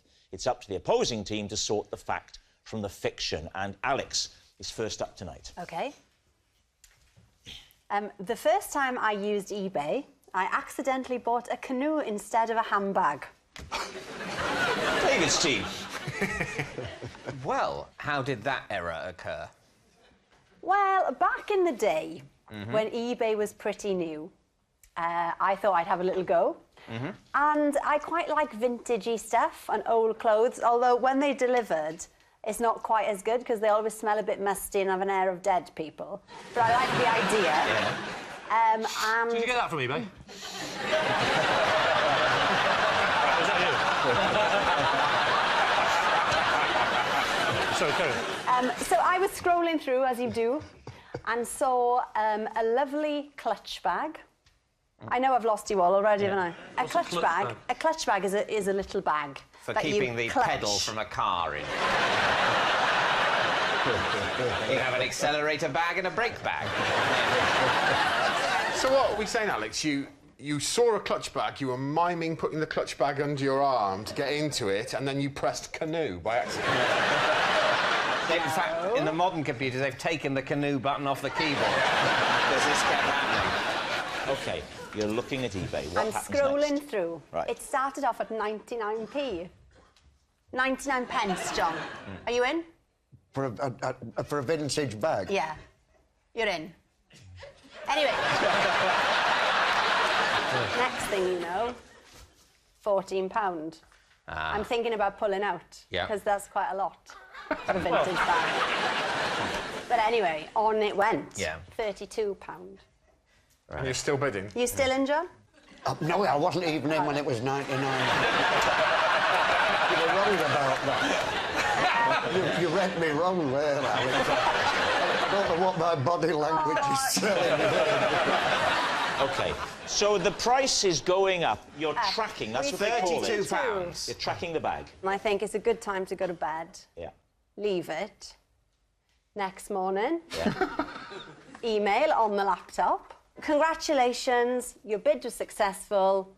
You have bought a second-hand red canoe. It's quite a jump, isn't it? Yeah. Do you think that's a terrible story? There's some fella whose boat was going down. He says, don't worry, I've got this covered. Trying to squeeze a family of 5 into a vintage handbag. So you emailed the canoe man saying, instead of the canoe, could I have the clutch handbag that looks like And he said, I haven't got a clutch handbag to offer. Yeah. And I said, well, you've lied, because I bid on a clutch handbag. Oh, so do you think he was luring people in by putting photographs of vintage handbags, which people then bid on and bid on, bid on, whatever they pay, whatever the handbag looks like, they only get a canoe? Maybe 7 times out of 10, people make do with the canoe. It must have looked into it. Have you ever seen at the opening night of a film a glamorous starlet turning up with what the commentators are saying is an incredibly large clutch bag? OK. What are you thinking, David? I think I don't know. What do you think? There's too much of a gap. Do you think it's true? No, I think it's a lie. I think it's a lie. We think it's a lie. You all think it's We a think lie. it's a lie. Quite conclusively a lie. Yeah. Conclusively a lie. OK, Alex, truth or lie? Silly boy, as he was, in fact. True. Well,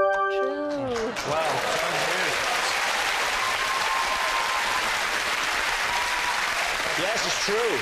Alex did accidentally buy a canoe instead of a handbag on eBay. Greg, your turn.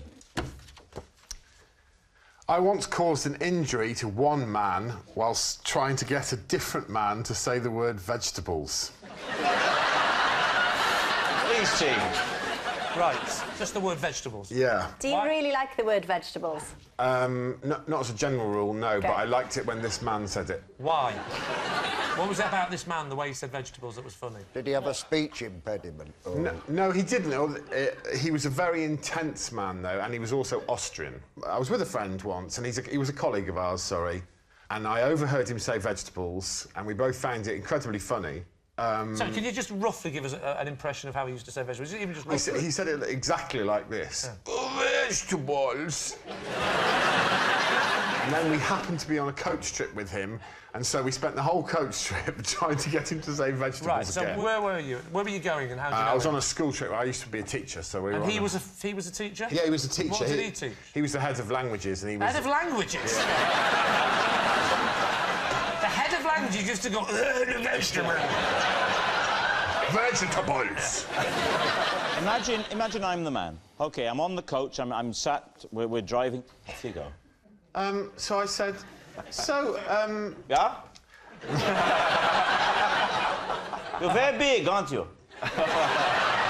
This isn't like him at all. You're very big, aren't you? Sit.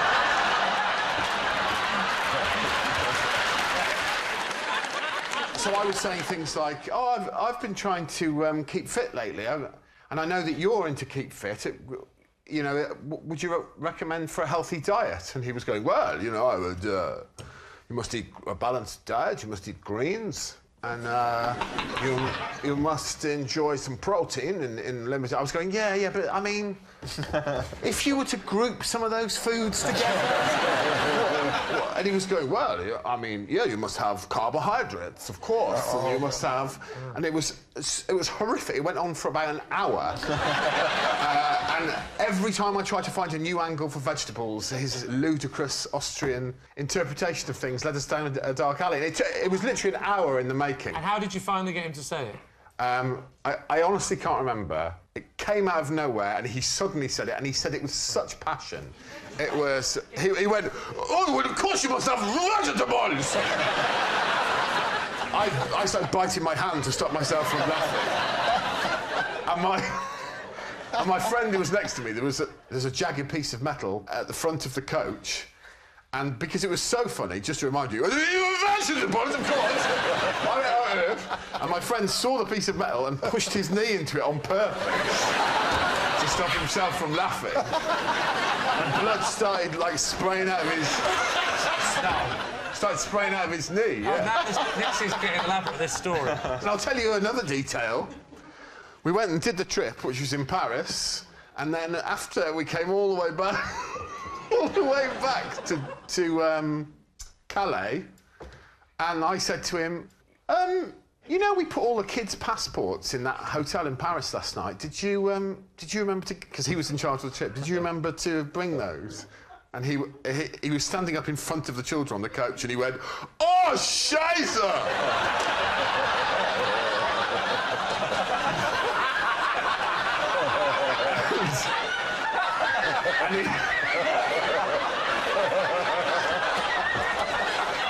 And we had to speak to the port authorities and get permission to take the kids on without passports, while he went back on his own. Can I tell you one more detail as well? We were also standing in the middle of Paris, under the Eiffel Tower. We'd been there for an hour, and the kids were all running around. And he came over and went, we must go, we are late for our next appointment. And I said, well, we should just make sure that all the kids are here. And he goes, yes, of course we should, yes. And he turned round and went, is everybody here?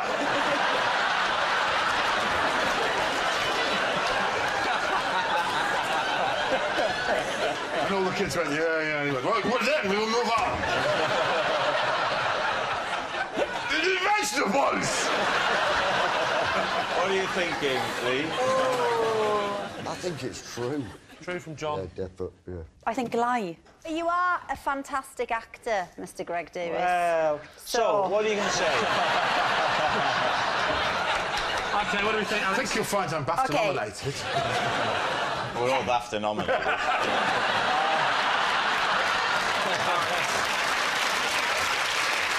False. OK, we'll go lie. I'm going to say it's a lie. Greg. Well, truth or lie? It is the truth.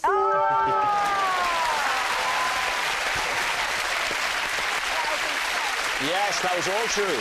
Our next round is called This Is My, where we bring on a mystery guest who has a close connection to one of our panellists. Now, this week, each of Lee's team will claim it's them that has the genuine connection to the guest, and it's up to David's team to spot who's telling the truth. So, please welcome this week's special guest, Mary.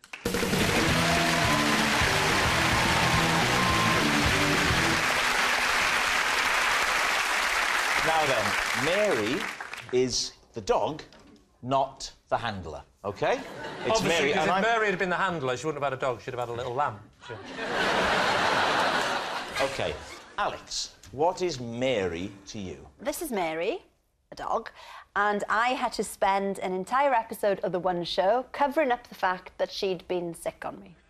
OK, so, John, how do you know Mary? This is Mary. I recited a poem at her wedding. There we are, John's married mutt. And finally, Lee, what is your relationship with Mary?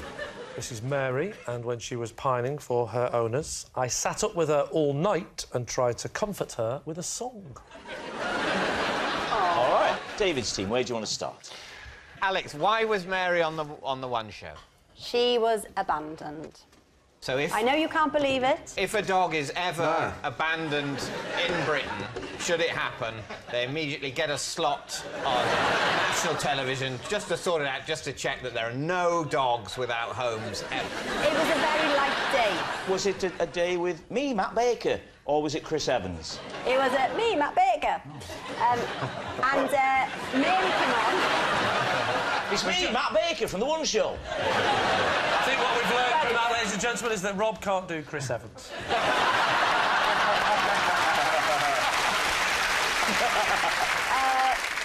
So little Mary comes on the show, and we want to rehome her. We gave her lots of treats because she was on television. She came to sit on me, and then the treats all became a bit much. Under the lights, mess. OK, so you didn't have a story for the one show. You scooped up a stray dog, pumped it full of sugar, and got your just desserts. Why wasn't it immediately noticeable that Mary was being sick? Because as we were linking into whatever came next, it wasn't relevant. We'd moved away from Mary. Okay. Oh, yeah, Matt Baker was pushing bounty bars into a pony's face by then. In the meantime, Mary is being violently sick. So you're talking about something else. Yeah, we You're go stroking else. Mary on your knee. Mary. Then Matt sort of saying... Matt Baker's spooning Angel Delight into a fox. What I want to clarify is what's on television at that moment. My face. So it's a close-up of your face. It's only to here, so you can't see that you're stroking this. Mary, or that And it's you come to can't some sort of see the fruition. mess. And they just said, just carry on. OK. Did Mary stay there, or did Mary sort of think, oh, they're Well- sick here? She didn't have time to react anyway. Matt Baker was on top of her with a curly-whirly. Just... well, you've got room for more now, haven't you? OK, John, when you came up with your story, did you realise that Mary was a dog? Yes, of course.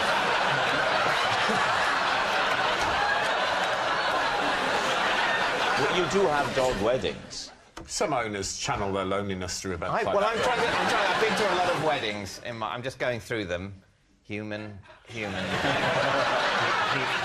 know, I think they might all be human. Now, listen, dogs It is a do... fact that dogs get married. Dogs get married. But also, it is a fact that dogs don't get married. That's all right. Okay. So, John, you wrote a poem and performed it at the wedding of Mary. Tell us about the experience. Well, it was a poem I'd already written that had proved to be very popular at modern weddings. It's called I Wanna Be Yours, and the first verse goes, let me be your vacuum cleaner, breathing in your dust. Let me be your Morris Marina, I will never rust. If you like your coffee hot, let me be your coffee pot. You call the shots, I wanna be yours. It goes on for another 3 verses.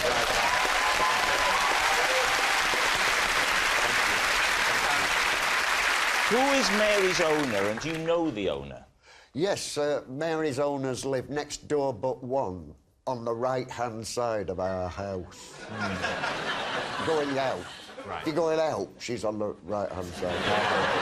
That's a good point. So if you're going in the back door, they're on the left, aren't they? Yeah, that's right. And John, describe what was the ceremony like? It was conducted by the vet, who had neutered her husband. It's kind of sick. If the arrangements had been explained to me beforehand, I don't think I would have got involved. Yeah.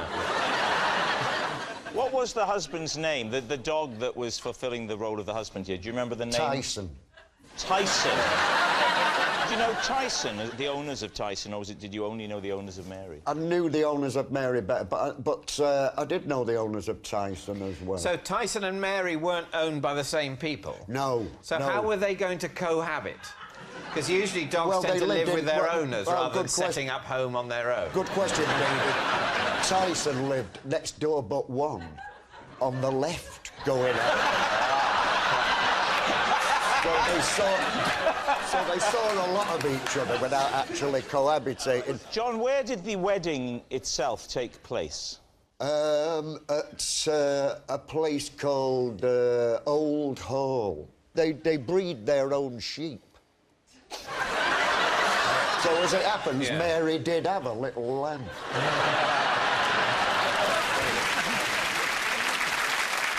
Lee, OK, remind us. So this is Mary, and when she was pining for her owners, I stayed up with her all night and comforted her with a song. Aww. Where were you, and why were you with Mary, and why was Mary not with her owners? My next-door neighbours, they went away to a wedding, a human wedding, I don't know if you've heard of them. and they asked me and my wife to look after little Mary. So the dog came round to your house? Well, no, we picked him up because he doesn't know the way. OK.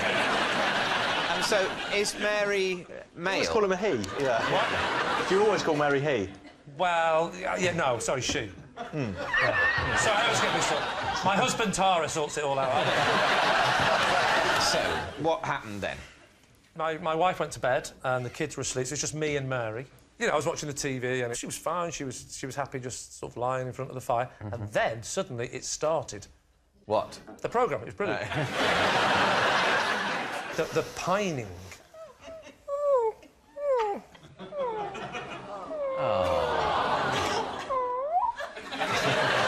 So this pining got worse, the pining got worse and worse.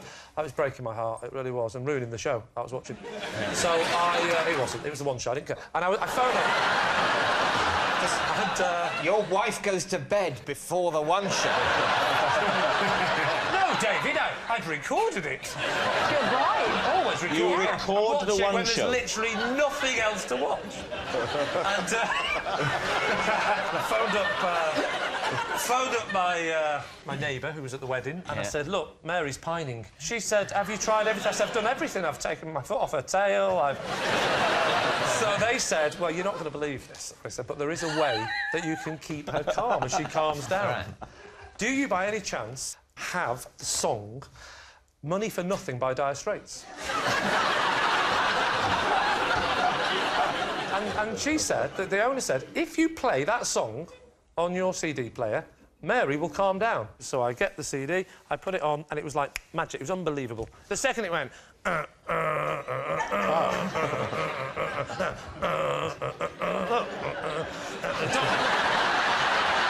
I just say, you won't be needing any more biscuits, I'll take it from here. She's calming down. All right, we need an answer. So, David's team, is Mary Alex's poorly pup, John's married mutt, or Lee's homesick hound?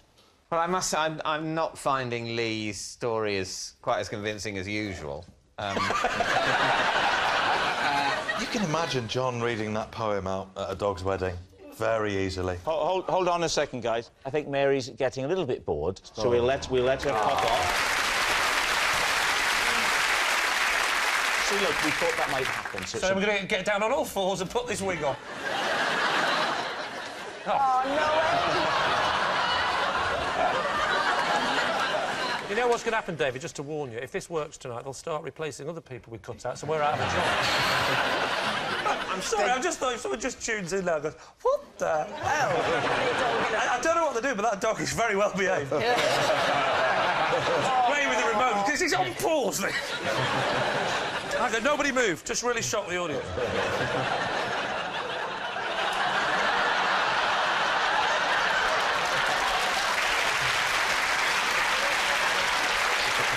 Can I just say, that's not going to work if you clap. OK. Greg, what do you think? The dog throwing up on the one show. I believe Matt Baker's capable of that cruelty, but on this occasion, I don't think he did, no. I mean, I'm erring on the side of John. OK. It's got to be John. I want it to be so bad. Yeah, I do as well. Well, I think we're going to go with John, then, are we? OK. You're saying it's John. Right. Now, Mary is resting, so I will give Mary's answer for her. Get behind the cardboard cutout.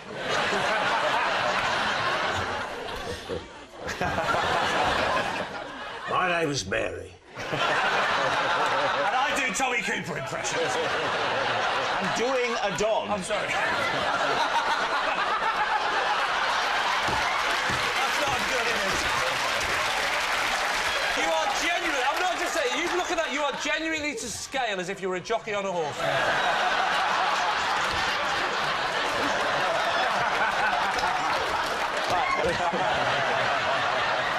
My name is Mary, and I can reveal that I was sick on Alex during the one show. Thank you very much. Cooper Clarke's genius.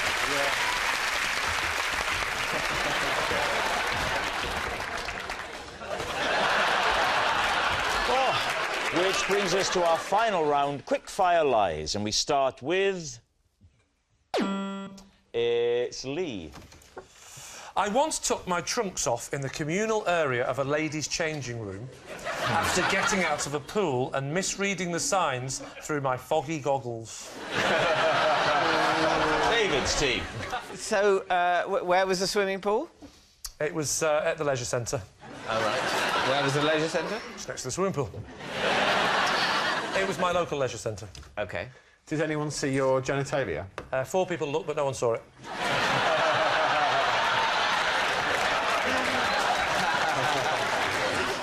I'm keen to know, at which point were you planning to take off your goggles? When I get out of the pool, I shake off like that. Yeah. I turn back, let them have a nice look, and then I put the goggles up. There's no way you'd keep your goggles on for the walk. Well, I am short-sighted, and they are prescription goggles, and I wouldn't have been able to. So you were going to wear them home? Not wear them home, no. So I was going to put my glasses on that were in the dressing room. So the reason you kept the goggles on that stopped you being able to see was so that you could see. The irony. So you get into the changing rooms. Yes. Now it's goggles off like that. Yeah.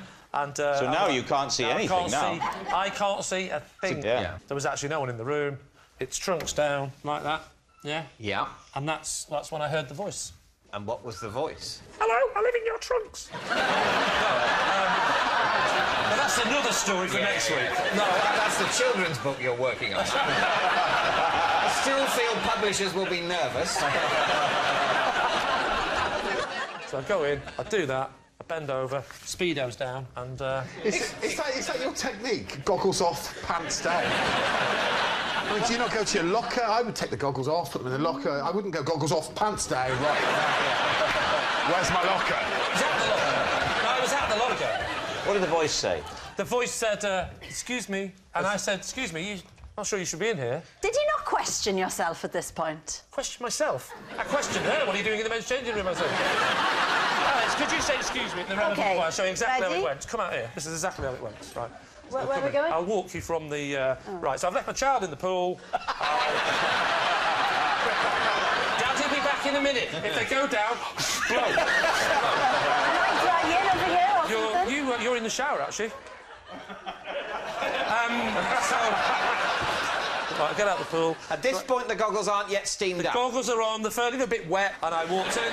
I'm in there, and then I think, right, and then I look up with my goggles. It's goggles up, trunks down. Excuse me?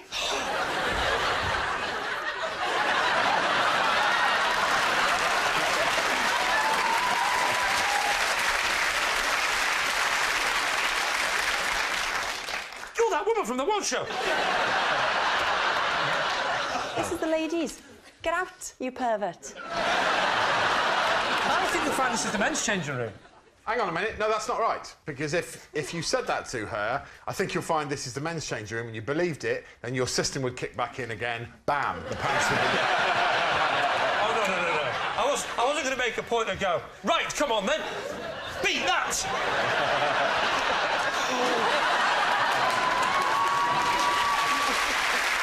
So then the woman said to me, she said, excuse me, I panicked, and I said, I said, excuse me, this is the men's. She says, no, this is the women's. And I thought, for a minute, I thought she was wrong. And then I thought, oh, my God, she might be right. And then another woman came in, and then a third woman. But I'm so argumentative, it wasn't until the fourth woman came in that I considered that I'd made a mistake. So what do you think? Was he telling the truth there, David's team? I think it's, without question, a lie. In fact, if it is the truth, I'm prepared to pull my trousers and pants down right now on this show.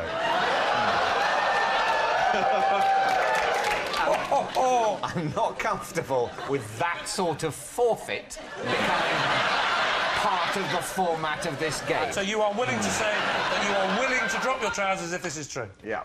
Can we get you some goggles as well? I don't need them. My eyes will be closed. I think we're saying it's a lie. Yes. I'd like to say that I'm not willing to do anything at all if we happen to be wrong. So you're all saying... It's only a game, for God's sake. So you say it's a lie. OK. Lee, was it the truth or was it a lie?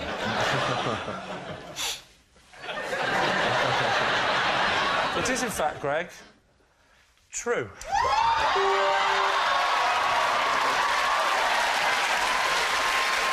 Can I just say that I just whispered, could you change it? Because it was, in fact, a lie. Yes,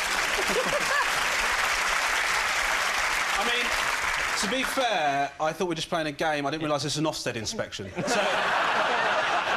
So basically what it was, I was trying to make it realistic. OK. So I said to him, why don't we pretend this cupboard is like a transformation chamber? You know, Right. you go in the cupboard, you go in as a boy. Oh, it's just getting worse, isn't it? One of my kids came home from school and described this scene. I'd be down that school like a shot. And how surprised would you then be to see that teacher on the BBC a few years later? In the current climate, not surprised at all.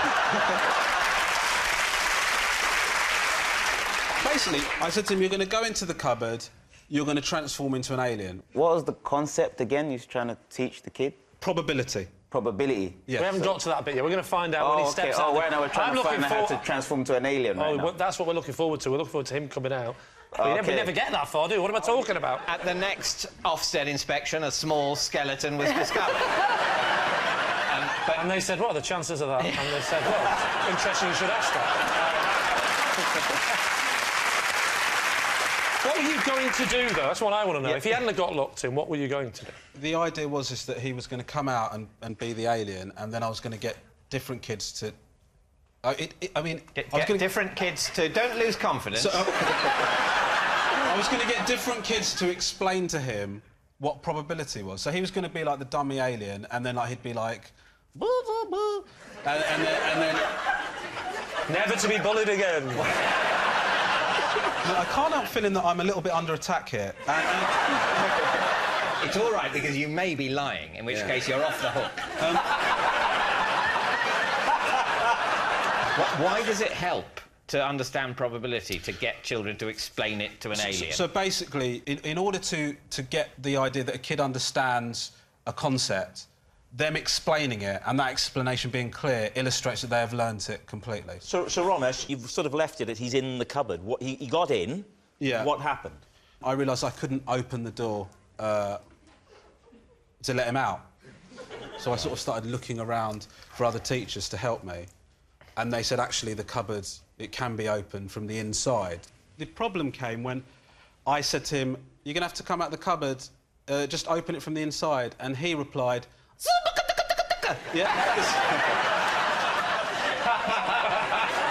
because he was being an alien. Right. So that extended the problem.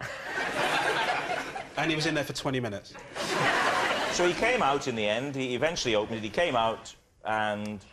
Well, the lesson was ruined.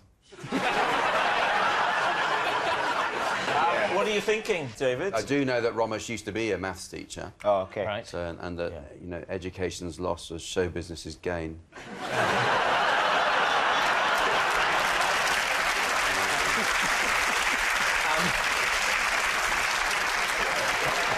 There were so many gaps in the story, I just... Yeah, the story wasn't really adding up, right? Yeah. For a maths teacher, I like that. We think it's a lie, do we? I think it might be. It's a lie for all of you. OK. Romesh, truth or lie? The story is true.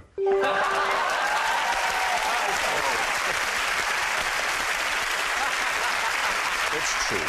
Romesh did accidentally lock one of his pupils in a cupboard. Tinchy, you're next.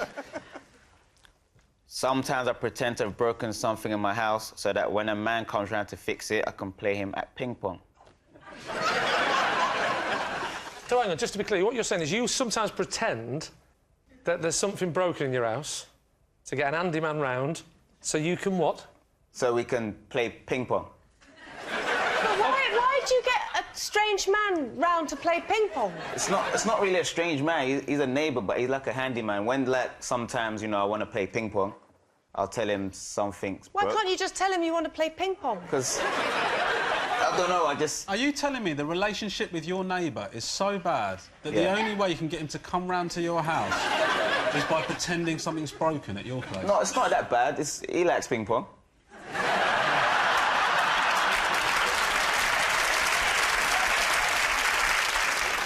What's he called? What's he called? I don't know, I've never met him. What's he called? Handyman. You could call him Handyman. But you know, but what's his real name when What's you his when real he's name? not His real handyman? name's Paul. Paul, the handyman. Paul, yeah, Handyman Paul, really, not And Paul how the long have you handyman. known Paul for? I've been living there for maybe the past 3-4 years, so And yeah. That how long. many times has he played ping pong with you in that? Oh, loads of times. Always something wrong in my house. So you might say, what might be broken, for example? For example, I might say, OK, the light's off in, like, the conservatory or something, and then... Conservatory? Oh, you're very grime, aren't you? And, so you put all your hip-hop money into a conservatory, and... so how would you go from the lights broken in the conservatory to... Do you want to get him a table tennis? Because when he comes round and then, say, for example, sometimes this is not broken, I say, oh, I fixed it as he gets there, and I'm like, are you sure? I'm like, let's pop in for a quick ping-pong game, man. David, do you play table tennis? I do, yeah. Really? Yes. Are you good? And I'm all right. OK. But can you fix a light switch? Otherwise, you've got no chance of playing it. Absolutely not. No. So how do you serve, David? Do you serve like that, like that? David or always like gets somebody that? to serve him.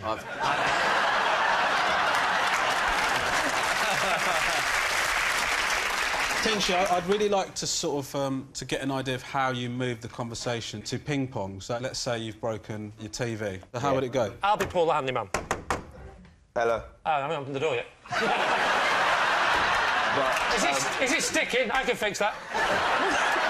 Actually, no, I can't, because we're going to have to play table tennis again, aren't we? I know how this goes. When someone knocks your door, like, knock, knock, I say, who is it? I don't open and say, who is it? OK. Who is it? Paul, the handyman, you phoned me about 3 minutes ago about your television. Who do you think? Oh, hello, Paul. Yeah. Open the door. You're in. What's up? What's up? You tell me. It's your telly.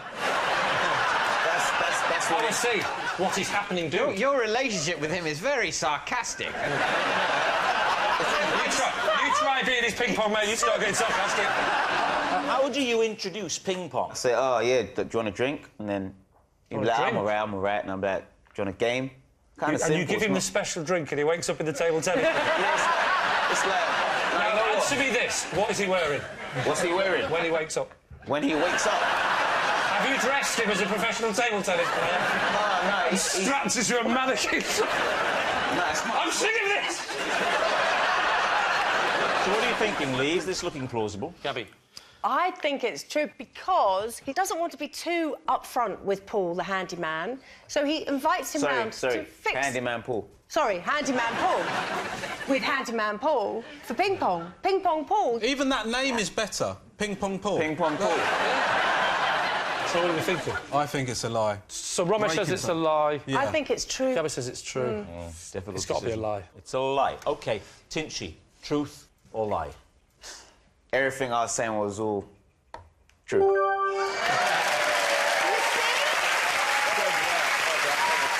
Yes, it's true. Tinchy does like to play ping pong with the man that comes round to fix things in his house. Our next round is called This Is My, where we bring on a mystery guest who has a close connection to one of our panellists. Now, this week, each of Lee's team will claim it's them that has the genuine connection to the guest, and it's up to David's team to spot who's telling the truth. So please welcome this week's special guest, Georgia.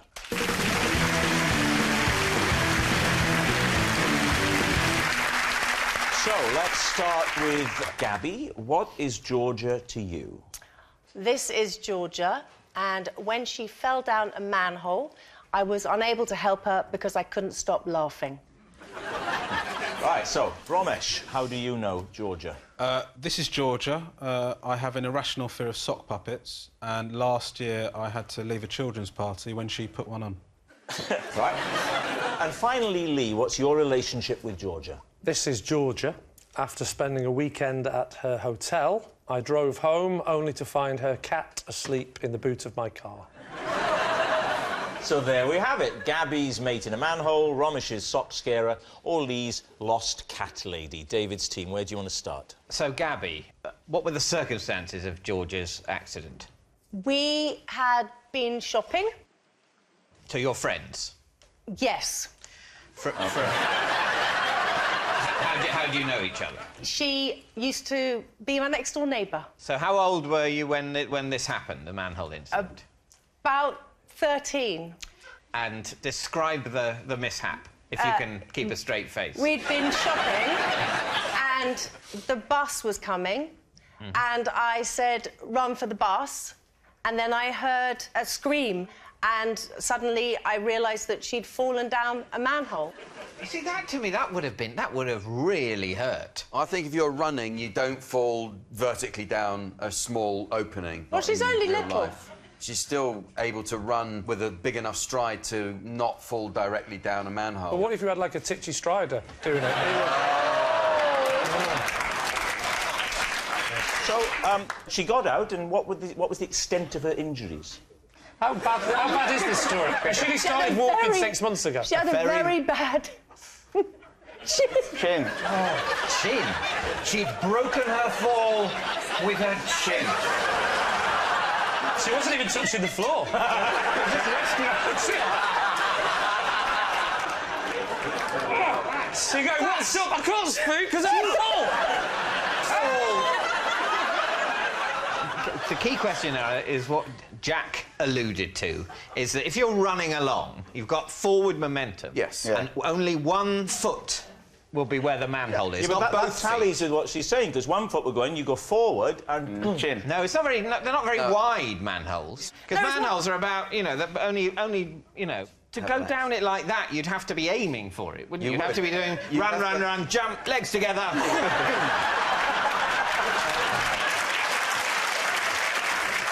Right, Romesh, you have a fear of sock puppets. Yeah, I do, yeah. OK, I believe you. Why? It's this. I find that like a snake. At any point, they can just turn towards you. Yeah. You know, it's the unpredictability of it. You know, like, it's not fun. No. You know, they've got the sock puppet there, then you're sitting down, they go, that's not funny, that's terrifying. It's horrible. And what was the occasion with Georgia? What? Well, I don't actually know Georgia that well. What happened was that I was going to a kid's birthday party with my children. OK. And the problem that we have is that our oldest child is very, you know, sort of chilled out and he just has a nice time. The second one is, well, he's not. And so we arrived at the party and just sort of his behaviour was unacceptable. He was shoving kids and it was sort of getting pretty embarrassing and we were trying to control it. And so basically she saw that there was an emergency situation. I sort of wandered over and she was reaching into her pocket to pull out what I hoped was a gun. But it turned out to be the sock puppet. And she put the sock puppet on and then, here he comes again, hello. She says a lot of it's unpredictable. It's not unpredictable. Yeah, but you don't know you don't know what the puppeteer might do, what they might think is funny. Well, they're either going to do that or that. Yeah. No, but they can do that. Yeah, attack. But it's not the sock is not what enables them to do that. In many ways, any human might suddenly do that to you. That's the risk we live with whenever we interact. I'm not. Is that what you're thinking when you're chatting? Look at that strange look you give me when we're having a drink afterwards. And you've got that I always think with you, give it a couple of yards. So if you suddenly do that, then get away. So how did you react, Romesh? I just sort of grabbed my son and I went, I'll get him, I'll sort him out, don't worry, thank you, and just tried to not look. And then I just sort of ran out of the party into the back garden. Right. She's not going to come after you with the sock. No, if she'd have come out to the garden with, like this, I would have just knocked her out. Like this. So, Lee, Cat in Car Post Hotel, I've written down. That's her name, yeah? Yeah. What kind of cat was it, Lee? Oh, it's a black one. Oh, yeah. What kind of hotel? Red. What kind of car? Blue. You was there for the weekend? I'd taken my wife away for a weekend in a boutique hotel in the New Forest. The Old Forest wasn't doing it for me. Right. Had you got home when you discovered the cat? Yes, I'd got home and I opened up the boot to let the wife out. No. I'd opened up the boot to get the luggage out. And there was a flattened cat. No. What had happened is I opened up the boot of the car. I'd gone into the hotel, because I put my bag in, but my wife was chatting away to someone. I was trying to get her away. I said, come on, we should probably drift off now. That's when the cat had jumped in. And you drove back home. Drove back home. No incident, no sound of purring or yowling that you couldn't attribute to your wife. Yeah, no, I just... They're a bit rude, David. And,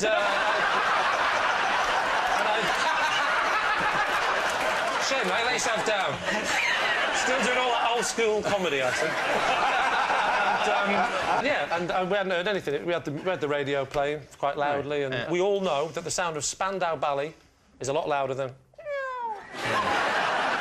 And you remembered when you saw the cat in the car, that's the cat from the hotel? Yeah, I mean, a jet black cat in a hotel. You don't see a lot of cats in hotels anyway, do you? No, you don't anymore, because you take them home in your car. Did you just drive them straight back? I immediately rang the hotel and said the bacon's a bit burnt, but whatever. I've got your cat. And she said, "Bombing egg, all right, next time I won't cook it so much." I mean, no, it's not a threat, I'm just letting you know I've got your cat. That was just an aside. I'm not going to start sending you, like, an ear and then a paw. I mean, you're getting the cat back. Well, eventually. Okay. But no, so I said, you know, why don't we meet halfway? We'll meet at a service station and I will give you the cat. So, Davies' team, we need an answer. Is Georgia Gaby's mate in a manhole, Romesh's sock scarer, or Lee's lost cat lady? Any initial instinct? Feels like none of them know Georgia. I'm not buying it about the sock puppets, although it is definitely possible. The problem that we have here is that not all of you are telling the truth. That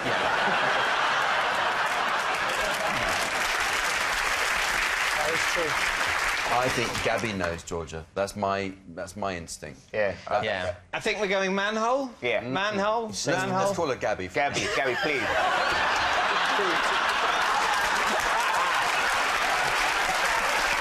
Far ruder than I ever intended it to be. I'm so sorry. That was just... If I thought that through, I would never have said that. So, we're saying that it's Gaby, it's the manhole. OK, yeah. Georgia, would you please reveal your true identity? My name is Georgia. I'm friends with Gaby, and I fell down the manhole.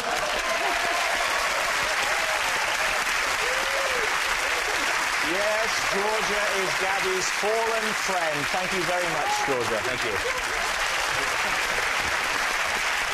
Which brings us to our final round, quick-fire lies. And we start with... It's Jack. I had to reprimand my builder after I came home early one day and caught him eating donuts in the bath. Please, T. How did you reprimand him? I said, what do you think you're playing at? What's going on? Were they the ones with jam in the middle or the rings? What, the donuts or the bath? The donut. Well, they're a popular brand. They were Krispy Kreme. Other brands are available, but that's what he was eating. What did he say when you said, what the hell are you playing at? He said, "Oh, so I didn't know you were coming home." In mitigation, the bath wasn't filled with water. It actually wasn't even plumbed in yet, but he was lying in it and just taking a bit of a break, having some donuts, having my donut. Did you offer him biscuits and donuts beforehand, before you left that day? Certainly not, no. Because I wanted him to plumb the bath in. And lay on a load of confectionery, he's not going to get on with the work. But anyway, he helped himself anyway. What upset me is he got into the kitchen and helped himself to the... Are they yours? They hadn't been brought donuts. No, they were mine. That's exactly How many right. donuts were there? We bought 36 because... What are you doing with 36 donuts? Well, because we were expecting friends around because it's a new house. And you were having this housewarming, curiously, before the bathroom had been finished. Yes, I'm concerned about your plumbing. Yeah, well, you know, the builder... The first time a woman said that to Jack. The builder... The loo was done. In fact, one of them wasn't done, but yes. I'm obsessed with the boldness of taking a whole box to the bathroom. More so than getting in the bath. Yeah. I don't care where he's sat. I agree. How far would he... You don't care if a builder was in your house and sat in your empty bath? Not only after it's been plumbed in does that bother me. Oh, so an empty bath that's not plumbed in, you don't mind anybody sitting in your empty bath? Could wee in it for all I care. It's empty. It's not plumbed in. Can I just say, if you're thinking of breaking into my house, that was a joke. Do not urinate in my bath. I must say I agree with Lee. I think an unplumbed bath is still the builder's province. Yeah. Once it's plumbed in, they've signed off on it. Then it's yours. It's your place of washing. Before then, who knows? So anybody can go and sit in an unplumped bath? Not Well, not anybody. anyone. No, a qualified builder slash donut eater. I want to know if the party still happened, though. Everyone arrived, didn't they? They didn't know this had happened. Was this a showbiz event? Because I don't remember getting the invite. Yeah. Are you in showbiz, are you, Lee?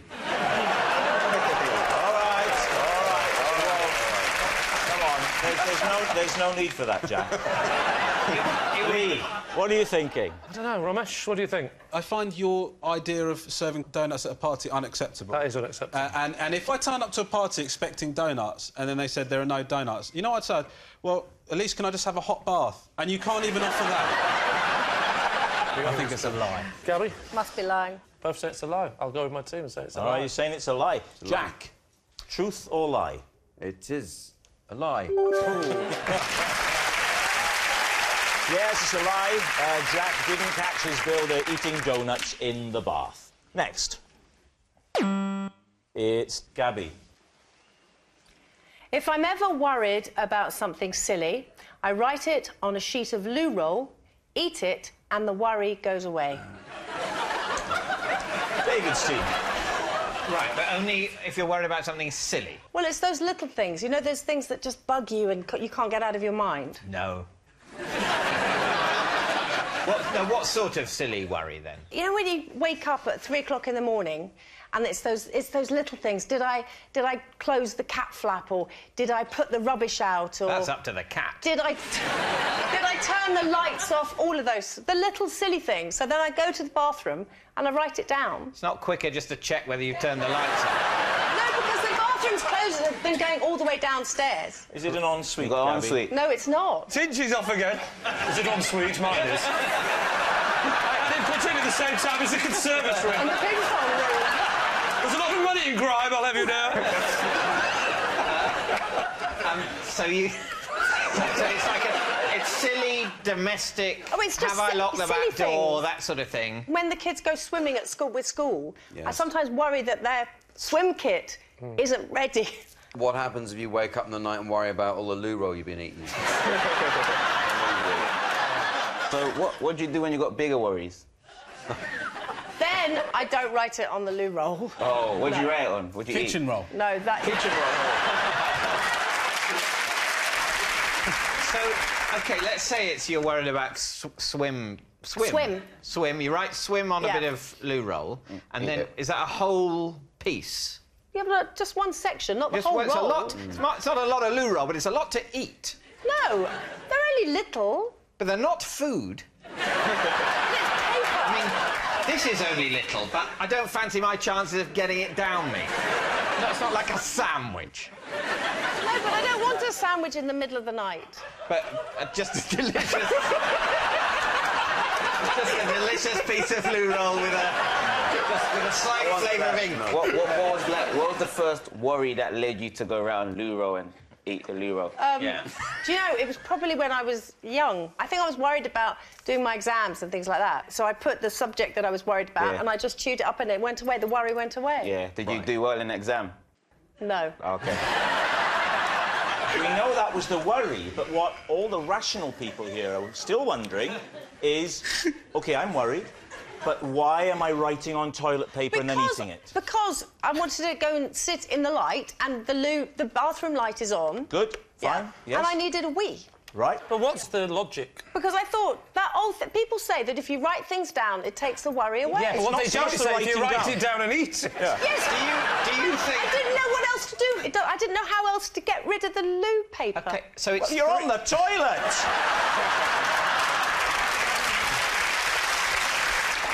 So what do you think? I'm on the last side. I'm thinking it's a lie. I think we think it's a lie. OK, conclusively a lie. Gaby, truth or lie? It's actually a lie.